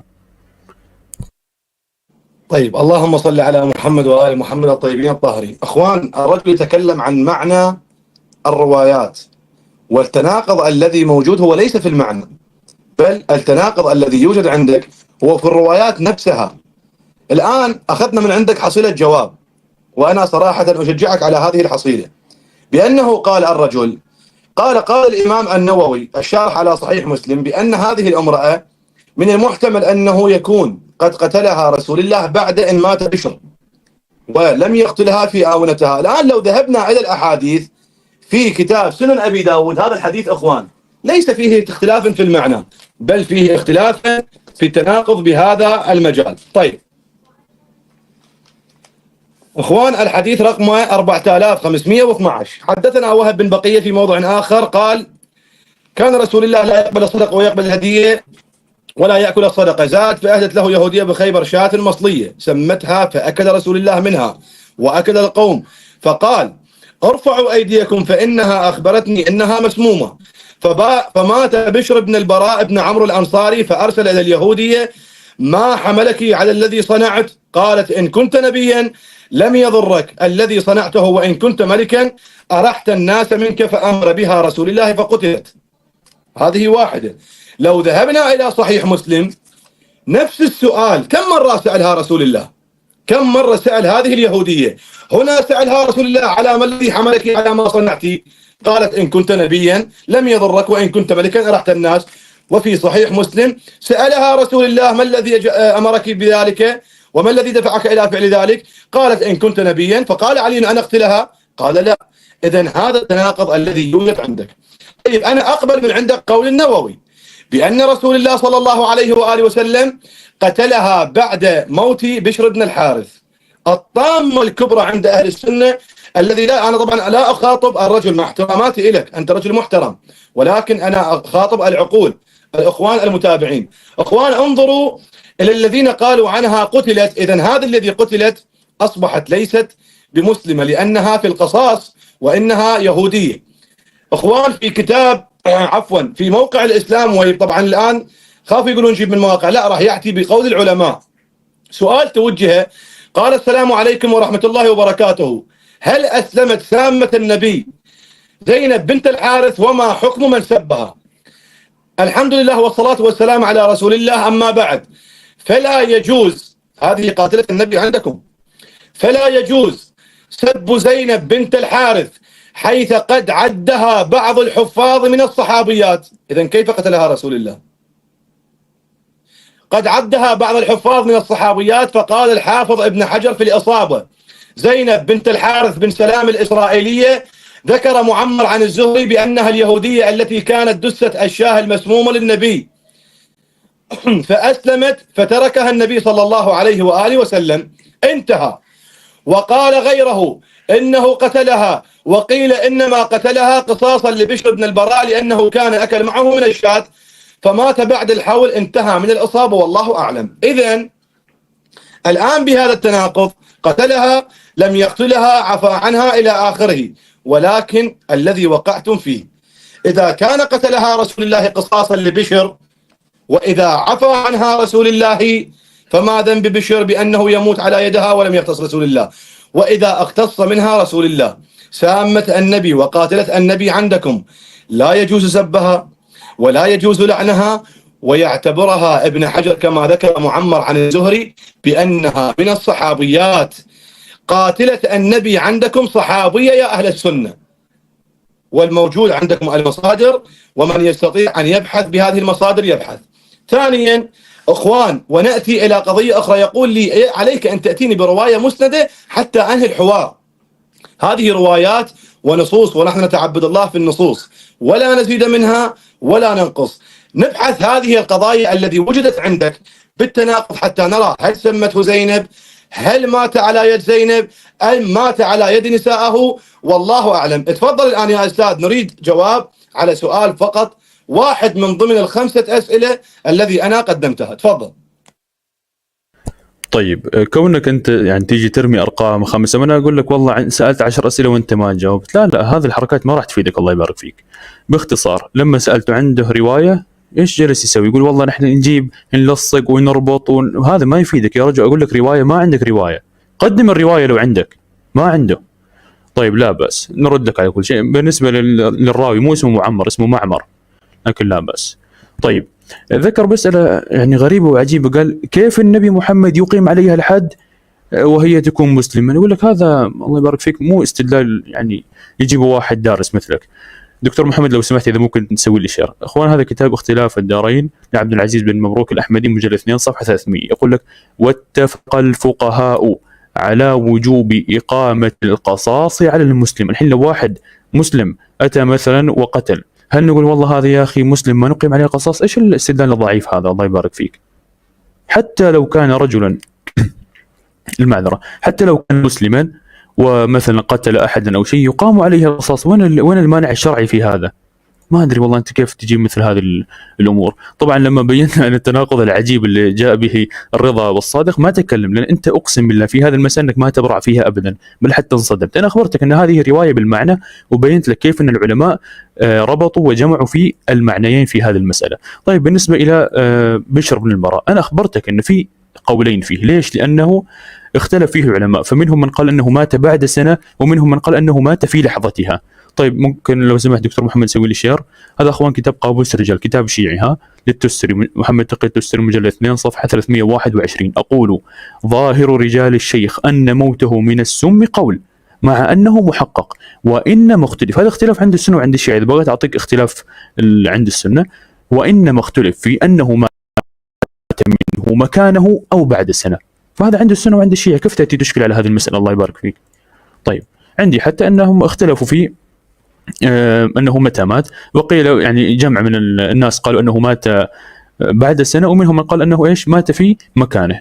فعشان هذا السبب تأخروا في إقامة القصاص عليها، ونحن قائلون أصلا بإقامة القصاص، وإن كانت مسلمة فيقام عليها القصاص. الحين لما مثلا شخص مسلم يقتل، هل نقول لا والله يا أخوان هذا مسلم ما نقيم عليه الحد؟ أبدا. بل حتى بنت أبو لؤلؤة لما عبيد الله بن عمر قتلها وهي كافرة أصلا ليست مسلمة، هذا من عدل الصحابة رضوان الله تعالى عليهم أنهم سجنوا عبيد الله بن عمر، بل كانوا سيقيمون عليه الحد لولا أن عثمان بن عفان دفع الدية. فهذا حتى وهي كافرة وهو قتلها مع ذلك كانوا سيقيمون عليه الحد. فإيش علاقة القصاص بمسألة إن مسلم ولا كافر؟ لا، القصاص يقام عليه، ما في إيمان شرعي. طيب ما زال التحدي لك قائم، الله يبارك فيك. رواية واحدة، أنا أريد لو سمحت رواية واحدة أن النبي محمد مسند بس مات من سم أم المؤمنين عائشة. بينت لك أقوال علمائك، بينت لك روايات مستفيضة بل متواترة أن النبي محمد صلى الله عليه وسلم في كتبك مات من سم خيبر. ما تبغى ترد قول لي ما ابغى ارد وما عندي روايه. روايتك الوحيده المتهالكه اليتيمه اللي في كتب الشيعه اللي حتى علماء طعنوا فيها كالاخوي وغيرهم الموجوده في تفسير العياشي. اما انا عندي روايات مقدمه، عندي روايات مستفيضه بل متواتره. حقدك على الصحابه ما راح يفيدك بهذه الطريقه، ما راح تفيدك. اقول لك انا عندي روايه صحيحه مستفيضه متواتره اجمع عليها علماء الشيعه بل بنوا عليها احكاما. اما روايتك المتهالكه اليتيمه اللي في تفسير العياشي الذي مزقه علماء الشيعه بانفسهم ويقولون جنى على الكتاب جنايه علميه، قالوا الكتاب هذا فيه جريمه علميه اصلا. شوف لهالدرجه بالنص قالوا جريمه، وتاتي تبني هذه الروايه تبغي تقدمها على روايتي؟ ما لك حق يا اخي، رد على الروايه الله يبارك فيك، جيب روايه واحده انهي المناظره، والله ما عندك. الله المستعان. تفضل اخي الكريم خذ وقتك. طيب، اللهم صل على محمد وآل محمد الطيبين الطاهرين. حتى نرجع إلى نذكر المشاهد بالأسئلة. من الرجال الذين كانوا مع نساء النبي؟ لم نسمع الجواب. الرجال الذي لدوا في بيت النبي من هؤلاء؟ لم نسمع الجواب. من أين حصل هذا التناقض؟ من الرواة أم من الراوي أم من عائشة نفسها؟ لم نسمع الجواب. رسول الله قتلها، قال اختلفوا في بينهم العلماء، اختلفت الروايات. وإذا كان الاختلاف إذا بطل الاحتمال بهذه الروايات يبطل. طيب، القضية الرابعة، هذه الامرأة هل هي صحابية؟ هل هي مشركة؟ هل أسلمت أم لم تسلم؟ ما عرفنا، لأن ابن حجر يقول في كتاب الإصابة بأنها صحابية قاتلة النبي. عندك صحابية يا أستاذ عمر؟ ما أعرف أنت تدري بهذا الشيء أو لا تعلم بهذا الشيء. هذه القاعدة. القضية الخامسة أخوان، سألناهم عن الرواية التي حصلت عندهم بأنه، طبعا ما عقب على كلامي قبل قليل، أنا صراحة نسيت، ما عقب حينما قال هذه الرواية في مسند أحمد بن حنبل بأنها ضعيفة، وحينما ذكرت تعليق شعيب الأرناؤوط لم يعقب على هذا الشيء. طيب، قال بأن عند الشيعة رواية متهالكة ولا تأتيني بها وقد طعن بها العلماء وإلى آخره. أنا الآن ما أجرفك، أنا أتيت بك إلى رواية اليهودية التي سمت النبي، ولكن لم نسمع إجابات أيضا على التناقض الذي حصل في حادثة سم اليهودية. أكل رسول الله أم لم يأكل رسول الله من سم اليهودية؟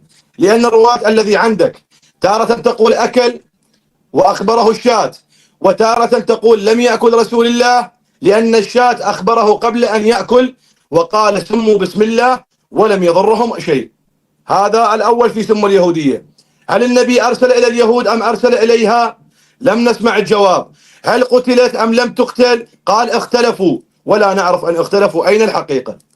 الآن يا أستاذنا العزيز، رسول الله عندك في كتاب صحيح أبي داود رقم الحديث 4513 قال رسول الله إن أم بشر قالت للنبي صلى الله عليه وآله وسلم في مرضه الذي مات فيه: ما يتهم بك يا رسول الله، فإني لا أتهم بابني إلا الشاة المسمومة التي أكل معك بخيبر. وقال النبي صلى الله عليه وآله وسلم: وأنا لا أتهم بنفسي إلا ذاك، فهذا وإن قطعت أبهري. إذن هذه الرواية عندك الذي مات فيها رسول الله والتي قطعت بها أبهر بأنه أكل، والرواية الذي قبلها تقول بأن رسول الله لم يأكل منها بل قال أمسكوا أيديكم فإنها أخبرتني بأنها مسمومة، وبعث إلى اليهودية وقال: ما الذي حملك على ذلك؟ وقالت له كذا وكذا، فقال: كلوا بسم الله فلم يضر الله أحد شيئا. والنبي أكيد سمى معهم ولم يضره شيئا. خالد بن الوليد حينما أتوا له في السم وقال بسم الله لم يضره شيئا، فلماذا رسول الله فقط ما ضره سم اليهودية ولم يضر الآخرين الذين أكلوا معه؟ أستاذ عمر أرجوك خاطب العقلاء بإجابة واحدة على أي سؤال أنت تختاره. من هؤلاء؟ وأتمنى أن تركز على هذا السؤال: من هؤلاء الرجال الذي لدوا في بيت رسول الله ولا يجوز الدخول على نساء النبي إلا أن يكون الرجال من محارمهم؟ ركز في كلامي. من هؤلاء الرجال الذين لدوا في بيت رسول الله مع نسائه؟ تفضل. طيب، بسم الله الرحمن الرحيم. إذا ممكن لو سمحت دكتور تسوي لي شير. قلت لك إذا عندك الرواية قدمها، ما عندك لفك ودورانك ما راح يفيدك معي. أخوان، هذا كتاب شرح سنن أبي داود للعباد، المجلد الله المستعان، مجلد 506 صفحة 22. أورد أبو داود حديث أبي سلمة بن عبد الرحمن وهو مرسل، وقد ذكر ما في هذا الحديث السابق المتصل عن أبي هريرة أنه كان يقبل الهدية ولا يأكل صدقة، وزاد أنه أهدت له امرأة يهودية شاة مشوية وجعلت فيها سما فأكل منها. الصحيح أنه أكل. بعض الروايات إيش ما تذكر فيها أنه أكل. ليش؟ لأن الهدف مو أنها تذكر هل النبي أكل ولا ما أكل، لا، لأن النبي بيكون أكل، والدليل أنك مثل ما أخبرتك لما تجمع الروايات. هذا أيضا صحيح الإمام مسلم أورد في هذا الرواية أن امرأة يهودية أتت رسول الله بشاة مسمومة فأكل منها. الصحيح نعم أنه أكل. الرواية التي ذكرت مثلا أنه هل في رواية تقول أن النبي ما أكل منها، ولا أنها ما ذكرت لا أنه أكل ولا أنه لم يأكل؟ هذه هي الفكرة، الله يبارك فيك. فبعض الروايات التي ما ذكرت أن النبي لا أكل وأنه حتى يعني أكل وما أكل، ما ذكرت هذا الشيء، ما ذكرت مسألة الأكل، بل هي قالت أنها كلمت. فالفكرة والمسألة الصحيحة أنها لا بالفعل أكل منها. واحد بيقول لي ها خالد بن الوليد وكذا، نقول لك أن هذه كرامات، تعترض على مسألة الكرامات. عندك محمد بن أبي بكر الخوئي لما تورط في تصحيح كتاب سليم القيس الهلالي، ولأن فيها رواية مدمرة أن محمد بن أبي بكر كان يكلم أباه وعمره سنة واحدة، قال والله إيش نسوي الحين؟ أوف، لا هذه تعتبر من كرامات محمد بن أبي بكر، يلا خلاص مشيها. فهذه من كرامات خالد.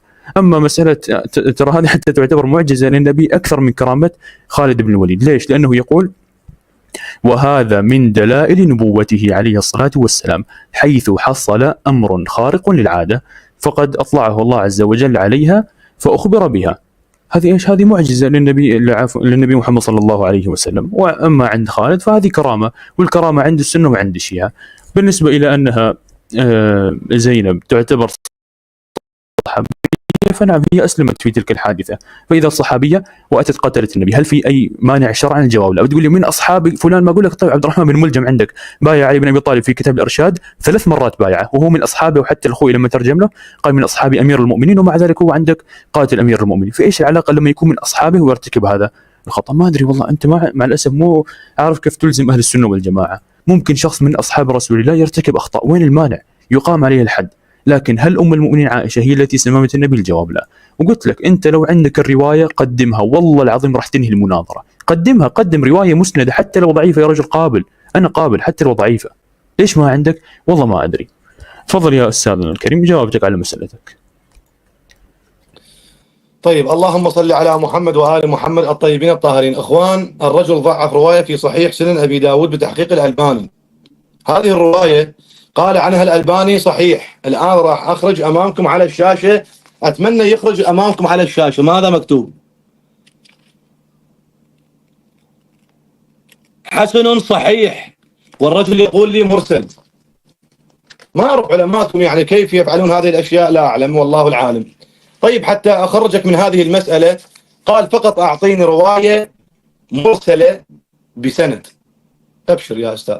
طيب أخوان، الرواية في تفسير القمي علي بن إبراهيم جزء 2 صفحة 376: حدثنا أحمد بن إدريس عن الحسين بن سعيد عن ابن يسار عن الإمام أبي عبد الله عليه السلام. هذه رواية مسندة الآن بسندها.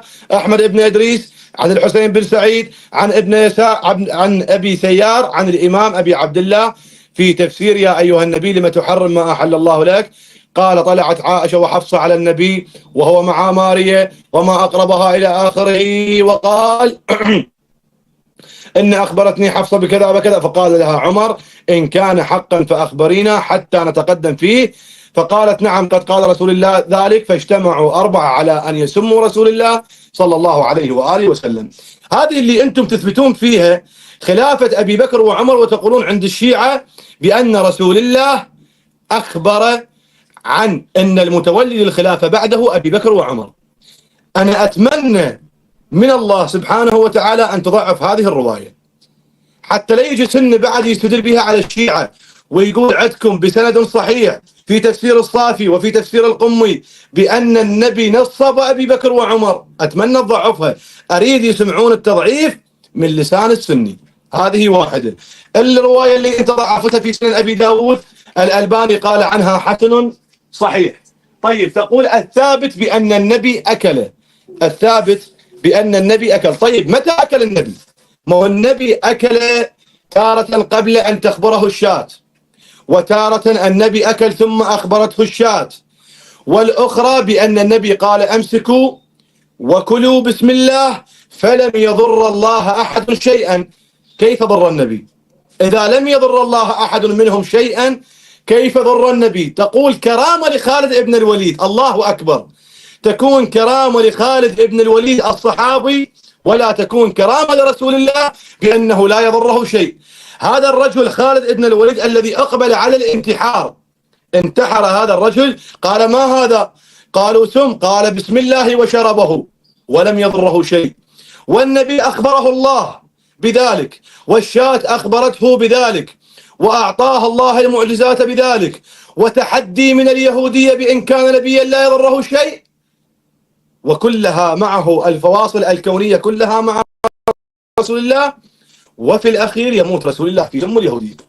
أتمنى أسمع جواب الآن، كونك طلبت الرواية المسندة وأنا أجبت، الآن أريد من هؤلاء الرجال الذين لدوا في بيت رسول الله. تفضل. طيب، بسم الله الرحمن الرحيم. المغالطات اللي حضرتك تستخدمها هذه مع الأسف خاطئة في الاستدلال العلمي. دكتور محمد لو سمحت ممكن تسوي لي شير؟ هذا أخوة الكتاب معجم رجال الحديث مجلد 9 صفحة 234، ذكر فيه مسألة طبعا أن محمد بن أبي بكر، وأما وعظ محمد بن أبي بكر أباه عند موته فلو صح فهو وإن لم يكن عادة إلا أنه يمكن أن يكون على نحو الكرامة وخرق العادة. واحد بيجي يقول لي يعني مثل استدلالك الحين، اقدر ارد عليك استدلالك، اقول لك ها كيف تعطون هذه الكرامه لمحمد بن ابي بكر اللي هو من الصحابه وما تعطيها للائمه؟ هل عندك امام تكلم في صغره؟ الجواب ما عندك. فهذا يعني ايش؟ ان محمد بن ابي بكر افضل بناء على قاعدتك اللي انت استخدمتها، انت حتى ما تعرف تقديم الفاضل على المفضول والامور هذه مع الأسف يعني. طيب، ثانيا أتى وكذب، أقسم بالله العلي العظيم أنك كذبت على أهل السنة والجماعة، وحتى كذبت على الشيعة لما جاء عن رواية تفسير القمي، أقسم بالله أنك كذبت على الناس. دكتور محمد لو سمحت سوي لي شير عشان أبين التدليس العظيم الذي وقعت فيه. بشنو كذبت؟ بشنو كذبت؟ انا بقول لك انا راح اقول لك شو اسوي. اخوان شوفوا، هذا تفسير قمي الروايه اللي هو جابه مجلد 2 صفحه 375. شوفوا شو سوى. اول شيء سوره التحريم مدنيه اياته كذا وكذا، لما قال اخبرنا احمد بن ادريس قال حدثنا فلان، لما قال عن ابي عبد الله. هذا السند وين ينتهي؟ هذا السند ينتهي فامره الله ان يكفر يمينه، انتهى الى هنا. هو شو سوى؟ لا، كذب، راح ما قرأ هذه الكلمة، هو قال علي بن إبراهيم. فالكلام الموجود في تفسير القمي أصلا قول علي بن إبراهيم وليست الرواية، لأن الرواية انتهت إلى هنا، هذه الرواية اللي فيها إسناد انتهت إلى هنا.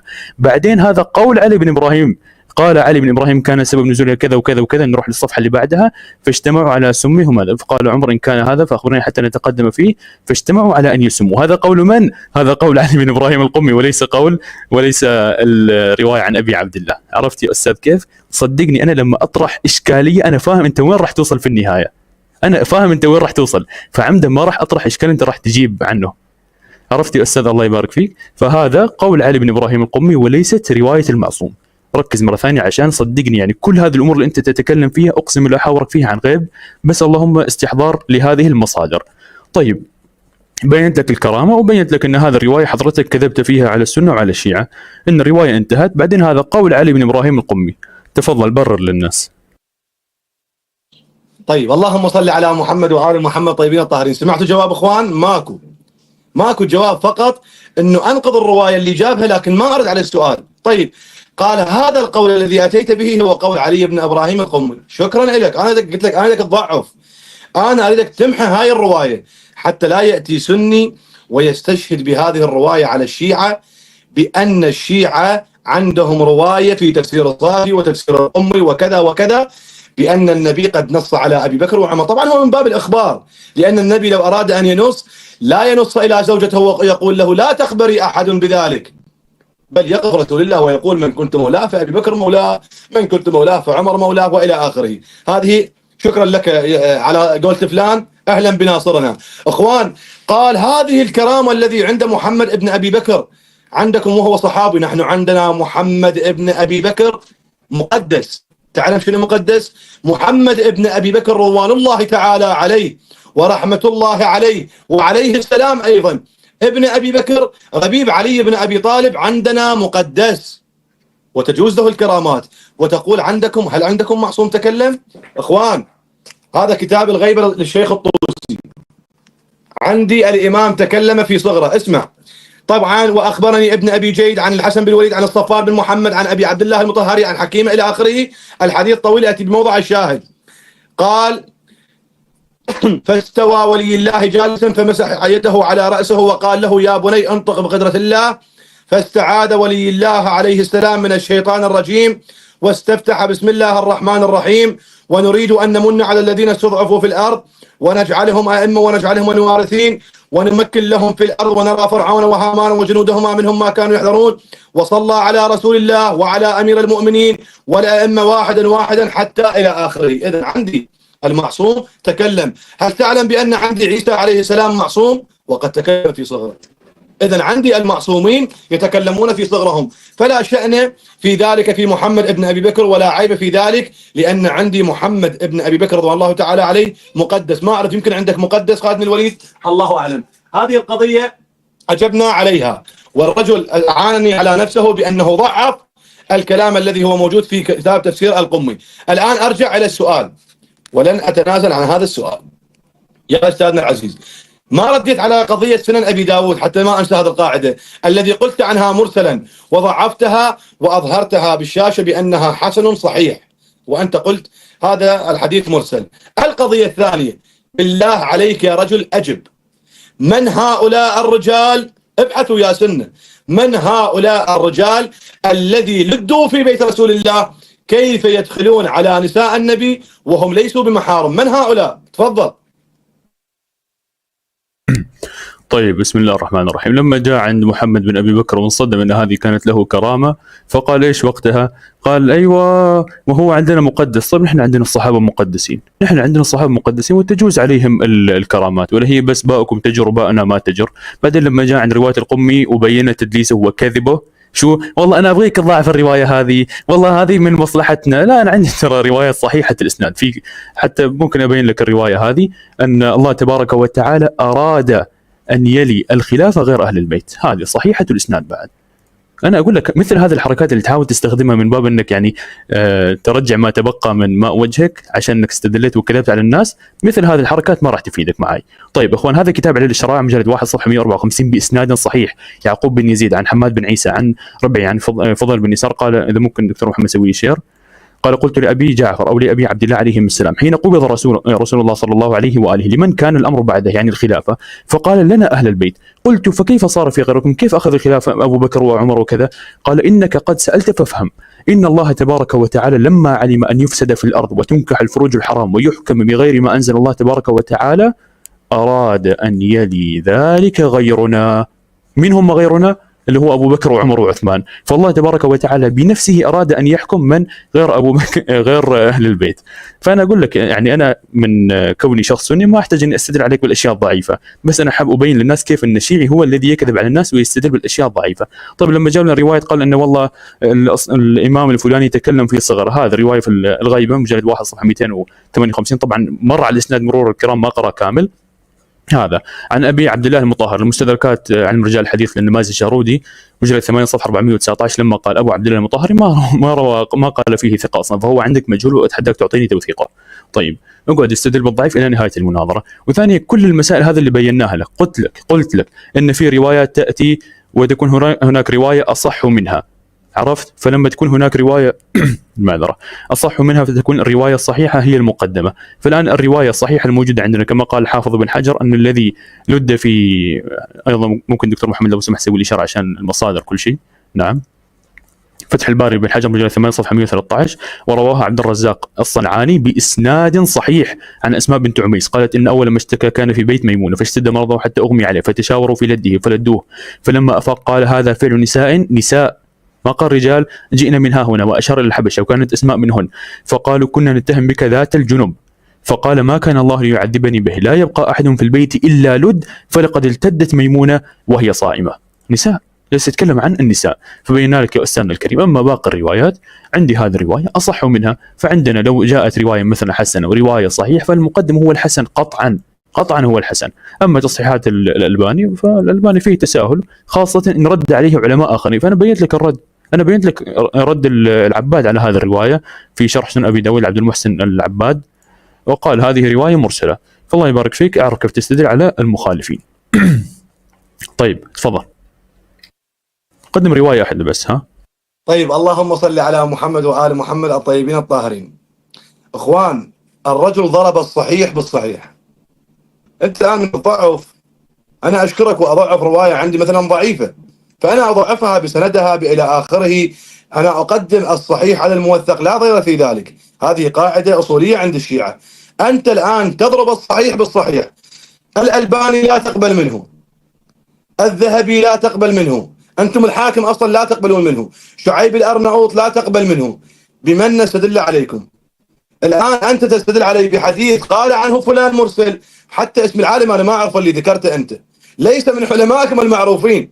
ضربت الالباني وقلت الالباني لا ناخذ بتصحيحه، تقول قدم الصحيح على الصحيح على الحسن. ما اعرف، الحديث صحيح وهذا الحديث عندك صحيح.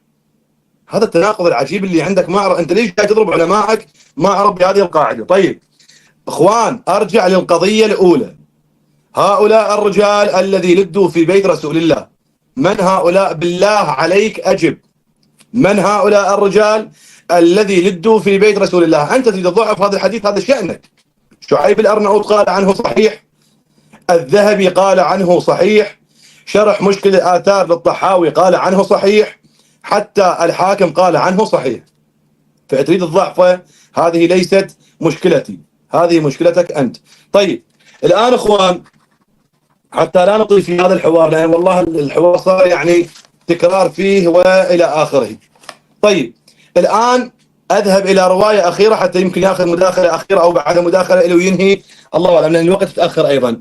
إخوان، مجمع الزوائد ومنبع الفوائد للهيثمي يقول، طبعا حكم الحديث رجاله ثقات، يقول الراوي أبو سعيد الخدري إن يهودية أهدت إلى رسول الله صلى الله عليه وآله وسلم شاة صميطا، فلما بسط القوم أيديهم قال رسول الله، بسط القوم أيديهم واضحة، يعني أرادوا أن يأكلون، قال رسول الله صلى الله عليه وآله وسلم امسكوا، فإن عن عضوا من أعضائها يخبرني إنها مسمومة. فأرسل إلى صاحبتها أسممت طعامك؟ قالت نعم. قال ما حملك؟ قالت كذا وكذا. ثم قال سيطلعك الله، فبسط يده وقال كلوا بسم الله. قال فأكلنا وذكر اسم الله فلم يضر الله أحد شيئا. هذا أولا. نروح الآن للحديث اللي بسنن أبي داود. كان رسول الله يقبل الهدية ولا يقبل الصدقة ولا يأكل الصدقة، فأهدت له يهودية بخيبر شاة مصلية سمتها، فأكل رسول الله وأكل القوم، فقال ارفعوا أيديكم فإنها أخبرتني مسمومة. إذن الآن اللحم، هذه اللحمة الذي نطقت والذي أكلها رسول الله، أكلها قبل النطق أم بعد النطق؟ تارة نطقت قبل الأكل وتارة نطقت بعد الأكل. أنت ثبت لي نطقت قبل الأكل، فلماذا رسول الله جازف وأكلها؟ وإن قلت نطقت بعد الأكل، فما هي فائدة نطق اللحم بعد الأكل؟ هذا سؤال ترى جدا واضح وبسيط أستاذ عمر. إن قلت، حتى أوضح لك السؤال وللمستمع أيضا، إن قلت بأن النبي أكل، عفوا أخبرته قبل الأكل، إذن فلماذا أكل رسول الله وهي أخبرته؟ وإن قلت بأنها أخبرته بعد الأكل، فلماذا رسول الله صلى الله عليه وسلم، فما هي فائدة نطق اللحم بعد الأكل؟ تفضل معك المايك. طيب بسم الله الرحمن الرحيم. الأستاذ الكريم يعني يأتي ويعتب علي أو يغضب من هذه المسألة كوني أرد على علمائي، بينما هو ما ينتبه أن كل كلام اللي أنا أرده فيه على علمائي ليس من قولي أنا، مو من قول عمر المجرد، لا، بل هو من قول علماء أهل السنة والجماعة. كونك مثلا مع احترامي لك تجهل علماء أهل السنة والجماعة فهذا أمر راجع لك أنت تقول والله أنا أول مرة أسمع، هذا يدل على عدم اطلاعك، مو مشكلتي أنا طالما أنه هو قدم دليلا صحيحا فكلامه معتبر. بعدين جاء عند مسألة قال والله الحديث الصحيح عند الشيعة بس هو اللي يكون فيه أن يعني نقدم الحديث الصحيح على الموثق، وهذا مو عند السنة. هذا الروض الباسم في الذب عن سنة أبي القاسم مجلد 1 صفحة 191 يقول إجماع أئمة الحديث على تقديم الحديث الصحيح على الحديث الحسن. عشان لا تشكل على مسألة هي موجودة عندك. طيب تكلم عن العلماء الله يبارك فيك، هذه قاعدة عندي وعندك. إذا مثلا عالم متساهل فإيش الإشكال لما يأتي علماء يردون عليه وما يأخذون بحديثه؟ ما في أي مانع. طيب حتى هذا دكتور محمد لو سمح سوي لي شير، مشروعة بحار الأنوار مجلد 1 صفحة 398 قال وإن وثقه المفيد رحمني الله، لكن نحن لا نعتمد على توثيقاته. تفضل، هل آتي وأقول لك الحين محمد أصف محسن ضرب علمائك، طير علمائك مثل المفيد وهذا، يقول لك نحن ما نعتمد على توثيقات المفيد فإنه مع جلالته وعلمه وعظمته كان في خصوص توثيقاته متسامح. وهذا قول أهل السنة والجماعة. نقول لك إن في أيضا من علمائنا من هم متساهلون، حتى الهيثمي صاحب المجمع لو أنك كنت مطلع شوي لعلمت أنه في تصحيحاته للحديث يستدل على من؟ على ابن حبان. ابن حبان أيضا معروف أنه متساهل بقول علمائنا، عندي 20 عالم قال بتساهله. فهذا القاعدة اللي أنا جالس أتكلم فيها معك الآن بأقوال علماء معتبر رد علمي من كتبي ومن كتبك. هذا تفضل يقول في أن الخوي في أن المفيد كان رجل متسامح. هذا. وثانيا لا نحتمل وصولهم إلى الشيخ المفيد فقط بطريق معتبر، فالتوثيق ناشئ من تسامحه في التعبير رحمني الله. فهو يأتي ويقول أن حتى عالم من علماء الشيعة متسامح في التصحيح، فما الإشكال أو ما الضير أو ما المانع لما أنا آتي أيضا وأرد لك على حديث قال فيه بعض علمائنا صحيح، أرد لك إياه بقول علماء آخرين مثلا متشددين أكثر منهم أن والله هذا الحديث ما يصح بدليل كذا وكذا وكذا. هذا اللي أنا بينته لك. كونك تبغى ترمي مغالطات على الناس هذا مع الأسف ما راح يفيدك معي. طيب لما تكلم عن الهيثمي والتوثيقات الهيثمي، يلا هذا في كتاب منتقى الألفاظ بتقريب علوم الحديث صفحة 164 يقول لك الهيثمي متساهل في التعديل خاصة في مجمع الزوائد. يلا يقول لك أنه إيش متساهل. الألباني في سلسلة الحديث الضعيفة مجلد 11 صفحة 715 يقول قلت فالظاهر أنه وثقه ابن حبان، فإن الهيثمي كثير الاعتماد على توثيقاته. على توثيقات من؟ على توثيقات ابن حبان. أيضا الألباني في السلسلة يقول فأقول الظاهر أن مصعبا هذا أورده ابن حبان في الثقات فاعتمده الهيثمي، وهذا ليس بجيد لما عرف من تساهل ابن حبان في التوثيق. لازم أنت في البداية تعرف السنة والجماعة في الحديث يأخذون من يتركون من متى يكون هذا العالم متساهل. في علماء في بدايتهم متساهلين بعدين تشددوا، في علماء غير متساهلين اصلا، في علماء انهم ما يؤخذ منهم. للحاكم ايضا متساهل. يا اخي انا لما اقول لك ان الحاكم متساهل هذا بقول علمائي، لما انا اجيب لك من عندي كلام انه متساهل يلا هذا. ابن حجر العسقلاني في مقاصد الحسن السخاوي نقل في قول ابن حجر قال ابن حجر وتساهله وتساهل الحاكم اعدم النفع بكتابيهما. الحسني في كتاب منتقى الالفاظ يقول الحاكم متساهل في توثيقه وهو امام مقبول القول في الجرح والتعديل. في كل روايتك الله يبارك فيك الا ان ضعفته لا ترجع تستدل فيها لان هذا ضعف للأمانة يعني. طيب المنصوري في كتاب الروض الباسم يقول لك قلت مجهول الحال والحاكم متساهل في تصحيحه في المستدرك. أيضا بعد من خليل أحمد في كتاب بذل المجهود في حل سنن أبي داود مجلد 1 صفحة 125 كما أن الحاكم متساهل في الحكم بالتصحيح. شوف كيف كل رد علماء علمي معتبر.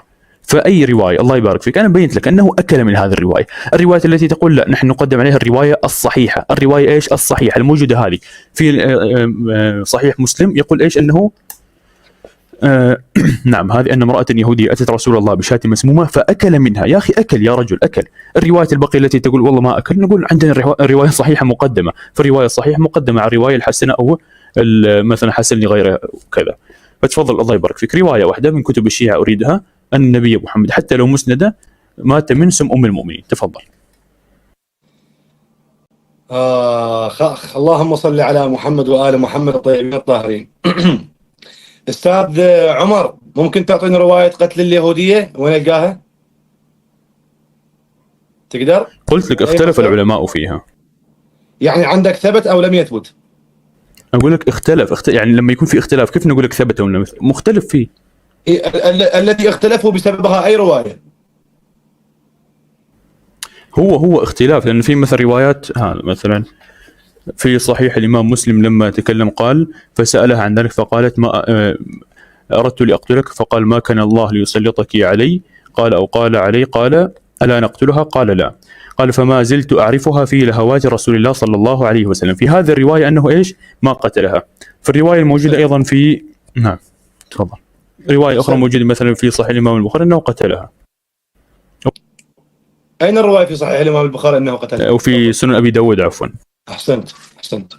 طيب شكرا لك أستاذ عمر. أخوان الرجل قال الرواية الموجودة في صحيح مسلم برقم حديث 2190 بأن النبي عفى عنها ولم يقتلها قالوا ألا نقتلها قال لا فما زلت أعرفها في لهوات رسول الله. من قلت له أريد الرواية اللي اختلفوا بسببها العلماء بأنه قتلها ولكن هو ثابت عندهم قتلها، ثابت عندهم بأنه قتلها رسول الله ثأرا لبشر. والرواية الذي ثبتت عندهم بأنه قتلها هو الآن جاي يطعن بها الأخ.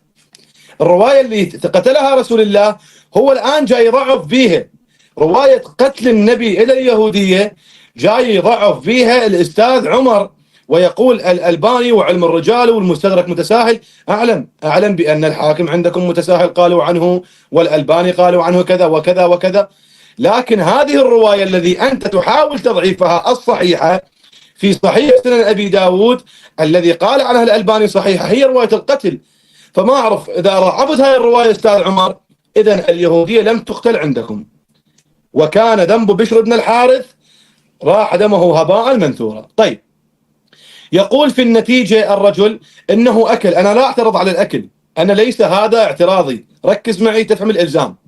إخوان، الرواية الآن مجمع الزوائد ومنبع الفوائد للهيثمي الصفحة 298 جزء 8، حكم المحدث رجاله ثقات. المصدر الثاني المستدرك على الصحيحين للحاكم جزء 4 صفحة 122 قال صحيح على شرط البخاري ومسلم، وقال الذهبي في التلخيص صحيح. إذن 3 علماء صححوا هذه الرواية. ما هي الرواية؟ إن يهودية أهدت إلى رسول الله شاة، فلما بسط القوم أيديهم قال رسول الله امسكوا فإن عضوا من أعضائها يخبرني إنها مسمومة. إذن لم يأكلوا حتى قالوا بسم الله، وأخبرته قبل الأكل هذه الشاة. إذن شكرا لهذه الشاة التي أخبرت النبي قبل الأكل. ولكن لو ذهبنا الآن إلى سنن أبي داود والبخاري ومسلم، إن يهودية أتت النبي بشاة مسمومة فأكل منها، فجيء بها فقيل لا نقتلها إلى آخر. إذن بهذه الرواية الذي نطق فيها الشاة الرسول أكل ثم نطق الشاة، وبهذه الرواية نطق الشاة ثم أكل الرسول. أنا خيرتك بين خيارين وأحدهما أمر من الآخر. إن قلت بأن الشاة نطقت قبل الأكل، فلماذا رسول الله يأكل ويعاند هذه المعجزات ويعاند أمر الله الذي أخبر الشاة بنطق تلك اللحمة؟ وإن قلت بأن النبي لا أكل أكل ثم نطقت، فما هي فائدة نطق هذه الشاة؟ هذا الإشكال الأول، وإشكال جدا بسيط معه. من هؤلاء الرجال الذي من بداية الحلقة إلى نهايتها، من هؤلاء الرجال الذي لدوا في بيت رسول الله؟ طبعا هذه المداخلة الأخيرة لي لأن الوقت ما يصح، لأن أنا بديت، وإن شاء الله الأستاذ عمر هو اللي ينهي المداخلة، ولنا لقاءات أخرى إن شاء الله. أنا آخر عمداخلة لي، وبعدها الأخ أستاذ عمر هو اللي ينهي. تفضل أخوي. طيب أخي الكريم، بما أنك أنت سألتني في وقت، أنا أريد لو سمحت، عندك رواية مسندة في كتب الشيعة، مسندة فقط، أن حتى لو ضعيفة، أن النبي محمد صلى الله عليه وسلم مات من سم نسائه؟ أريد جواب بنعم أو لا، رجاء، مثل ما أنا جاوبتك. الآن التفسير لا يحتاج إلى أسناد أخونا. لا يحتاج. لا يحتاج لا التفسير ولا المغازي ولا الملاحم. يعني أنت تبغى تأخذ رواية العياشي يعني تعتمدها؟ نعم أعتمدها، ما في إشكال. يعني تقر فيه، تأخذ بالعياشي؟ نعم. بدون حتى لو ما في أسانيد. التفسير لا يحتاج إلى أسانيد، وهذه قاعدة أصولية عند السنة والشيعة. طيب راح نأتي إلى هذه المسألة. طيب يا أخوان، الأستاذ الكريم قال أن والله الإسناد ما يحتاج، مع أنها طبعا قوله هو ما شاء الله عليه وليس من قول الشيعة.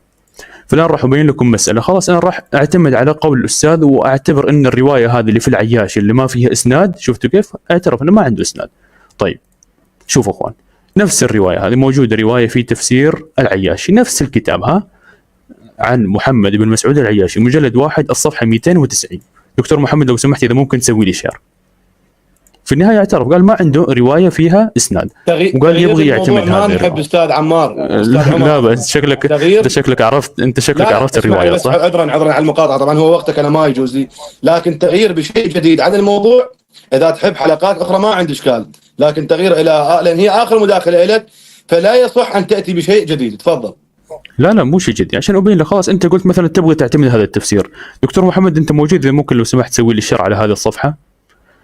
اخوان هذا تفسير العياشي مجلد 1 الصفحه 290. الاستاذ قال انا اخذ التفسير واخذ بالعياشي بالرغم من طعن علمائه فيه وكل شيء، ما ادري كيف هو ياخذ، لكن هذا براحته. يعني بما انك اخذت تفسير العياشي كاملا فتقبله كاملا. يلا هذه روايه عن المفضل ابن عمر قال سالت الصادق عليه السلام عن قول الله احلت لكم بهيمة الأنعام.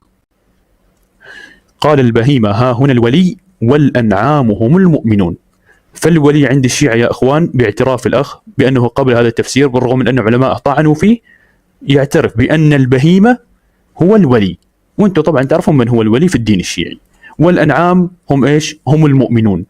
فتبين يا أخوان الله يبارك فيكم أن عند الشيعة البهيمة هو الولي والأنعام هم المؤمنون. فأنا أقول لك خذ الرواية خلاص. الآن الأستاذ اعترف بأن المؤمنين مثلا من الشيعة هم عبارة عن أنعام، والولي ما راح أقول اسمه احتراما طبعا لهذا الرمز اللي هو عند السنة وعند الشيعة، هو إيش؟ يعتبر بهيمة. قبلت منك هذا الكلام وأنا ما عندي إشكال وسلمت لك بالعشرة. طيب نأتي إلى المسائل كلها من البداية إن شاء الله عشان نفصل كل شيء، بما أنها آخر مداخلة ما راح أزيد أسئلة ولا أبين أي شيء. طيب باختصار اخوان عشان من باب التاكيد هذا، عشان ابين لكم ان فعلا الروايه التي هو استند عليها ما تصح عند السنه وعند الشيعه. اخوان هذا كتاب امجد رياض اللي هو بحوث في شرح مناسك الحج، يقول لك وكذلك ما ورد في تفسير العياشي مرسل لا عبره به. في كتاب دروس في القواعد التفسيريه الشيخ علي أكبر السيفي المازندراني مجلد 2 صفحة 49 يقول ولا يخفى أن الروايات التي رواها العياشي في تفسيره مرسلا عن النبي أو أحد المعصومين لا حجية لها. لا تقول لي تفسير، لا، يقول لك لا حجية لها نظرا إلى الجهل برواتها في بعض الطبقات واحتمال عدم وثاقتهم، ونفي هذا الاحتمال لا مجال له بعدما رأينا من أجلاء الأصحاب من الرواية عن غير الثقة، بل علمنا بوقوع بعض الكذابين في طرق أحاديثهم مثل وهب بن وهب أبي المختري هذا القاضي عندك، ومفضل بن صالح وعمر بن شر. يقول لك حتى إن يعني كون محمد بن مسعود العياشي هو الرجل في عينه ثقة عند الشيعة لا يلزم من هذا أنه بيروي عن الثقات، فممكن يروي عن الناس إيش ضعفاء، لكن أنت بما أنك قبلته فتقبل كل رواياته، ما تيجي ترفض رواية من عندك إن شاء الله. طيب أخوان هذا الكتاب الواضح في شرح العروة الوثقى للجواهري يقول ومن الواضح أن روايات تفسير العياشي كلها مرسلة ما شاء الله. أخوان هذا الكتاب أيضا القرآن الكريم رواية من مدرستين سيد مرتضى العسكري يقول تفسير العياشي قال بترجمة الكتاب في الذريعة تفسير أبي النضر محمد بن مسعود العياشي المعروف بتفسير العياشي حذف منه الناسخ أسانيد الروايات لغرض الاختصار. قال العلامة المجلسي وذكر في أوله عذرا هو أشنع من جريمته فسماها جريمة، لكن الأستاذ يأخذ بالجريمة هذه ما عنده إشكال. وكيف يستدل على روايات لا يعلم من رواها وهل رواها راو غال وضال كذاب أو نقلها المؤلف من رواة مدرسة الخلفاء، لسنا ندري شيئا من ذلك. يعني حتى ممكن يكون رواها من أهل السنة والجماعة لكن الأستاذ قبلها. سلامة القرآن من التحريف الدكتور فتح الله المحمدي مجلد 1 صفحة 121 يقول لك 88 رواية من كتاب تفسير العياشي وروايات هذا التفسير إما مرسلة أو مقطوعة ولا تصمد في الدلالة على المدعى. طيب من أيضا بعد ذكرنا لك اللي هو أبو الطالب التبريزي قال أن هذا الكتاب ما يستدل به، والخوئي كذلك وجعفر السبحاني وأمجد رياض والمازندراني فتح الله المحمدي ومحمد الجواهري ومرتضى العسكري قال بأن هذا الكتاب ما يصح أصلا للاستدلال لا في الفروع ولا في الأصول. طيب نأتي إلى المسائل أيضا التي ذكرتها الله يبارك فيك. الرواية اللي عند أهل السنة والجماعة مهما رحت يمين أو يسار في النهاية أنا ما راح أقبل منك إلا بفهم علمائي. هل يوجد واحد من علماء أهل السنة والجماعة فهم من هذه الرواية أن النبي محمد مات من سم اليهودية من سم أم المؤمنين؟ الجواب لا، ولا واحد، لأنه ما في أي سم، بمجرد استنتاج من علماء الشيعة اللي حتى مو علماء أوائل، علماء موجودين حاليا اللي هو نجاح الطائي هذا عالم تو معاصر. طيب فتح الباري لابن حجر مجلد 8 صفحة 113 أورد فيه رواية وقال فقال ما كان الله يعذبني به لا يبقى أحد في البيت إلا لد فلقد التدت ميمونة وهي صائمة. فمسألة أن ميمونة التدت نعم هذا صحيح وهي صائمة، فلماذا ما ماتت؟ لأنه ما في سم. استنتاجك في الرواية ما يلزمني. طيب الرواية اللي عند الشيعة هي رواية واحدة المرسل اللي عند العياشي. طيب رواية الشيعة هل هي مستفيضة بالمتواترة بأن النبي أكل من شاة خيبر؟ الجواب نعم، وهي التي كانت في موته. تعريب منتهى الآمال للميلاني مجلد 1 صفحة 208 وردت روايات كثيرة ومعتبرة أن النبي صلى الله عليه وسلم فارق الدنيا شهيدا كما روى الصفار بسند معتبر عن الصادق أنه قال سم رسول الله يوم خيبر فتكلم اللحم فقال يا رسول الله إني مسموم، فقال النبي صلى الله عليه وسلم عند موته اليوم قطعت مطاياي الأكلة التي أكلت بخيبر وما من نبي ولا وصي إلا شهيد. جزاكم الله خيرا يا أخوان وأحسن الله إليكم إن شاء الله. طبعا الأستاذ سيف الإمام رجل محترم أمانة وجدته اليوم، وإذا ممكن نختار مواضيع قادمة إن شاء الله حتى لو هو اختارها إن شاء الله. حياك الله وبياك. في أمان الله. شكرا لك. أحسن الله إليك.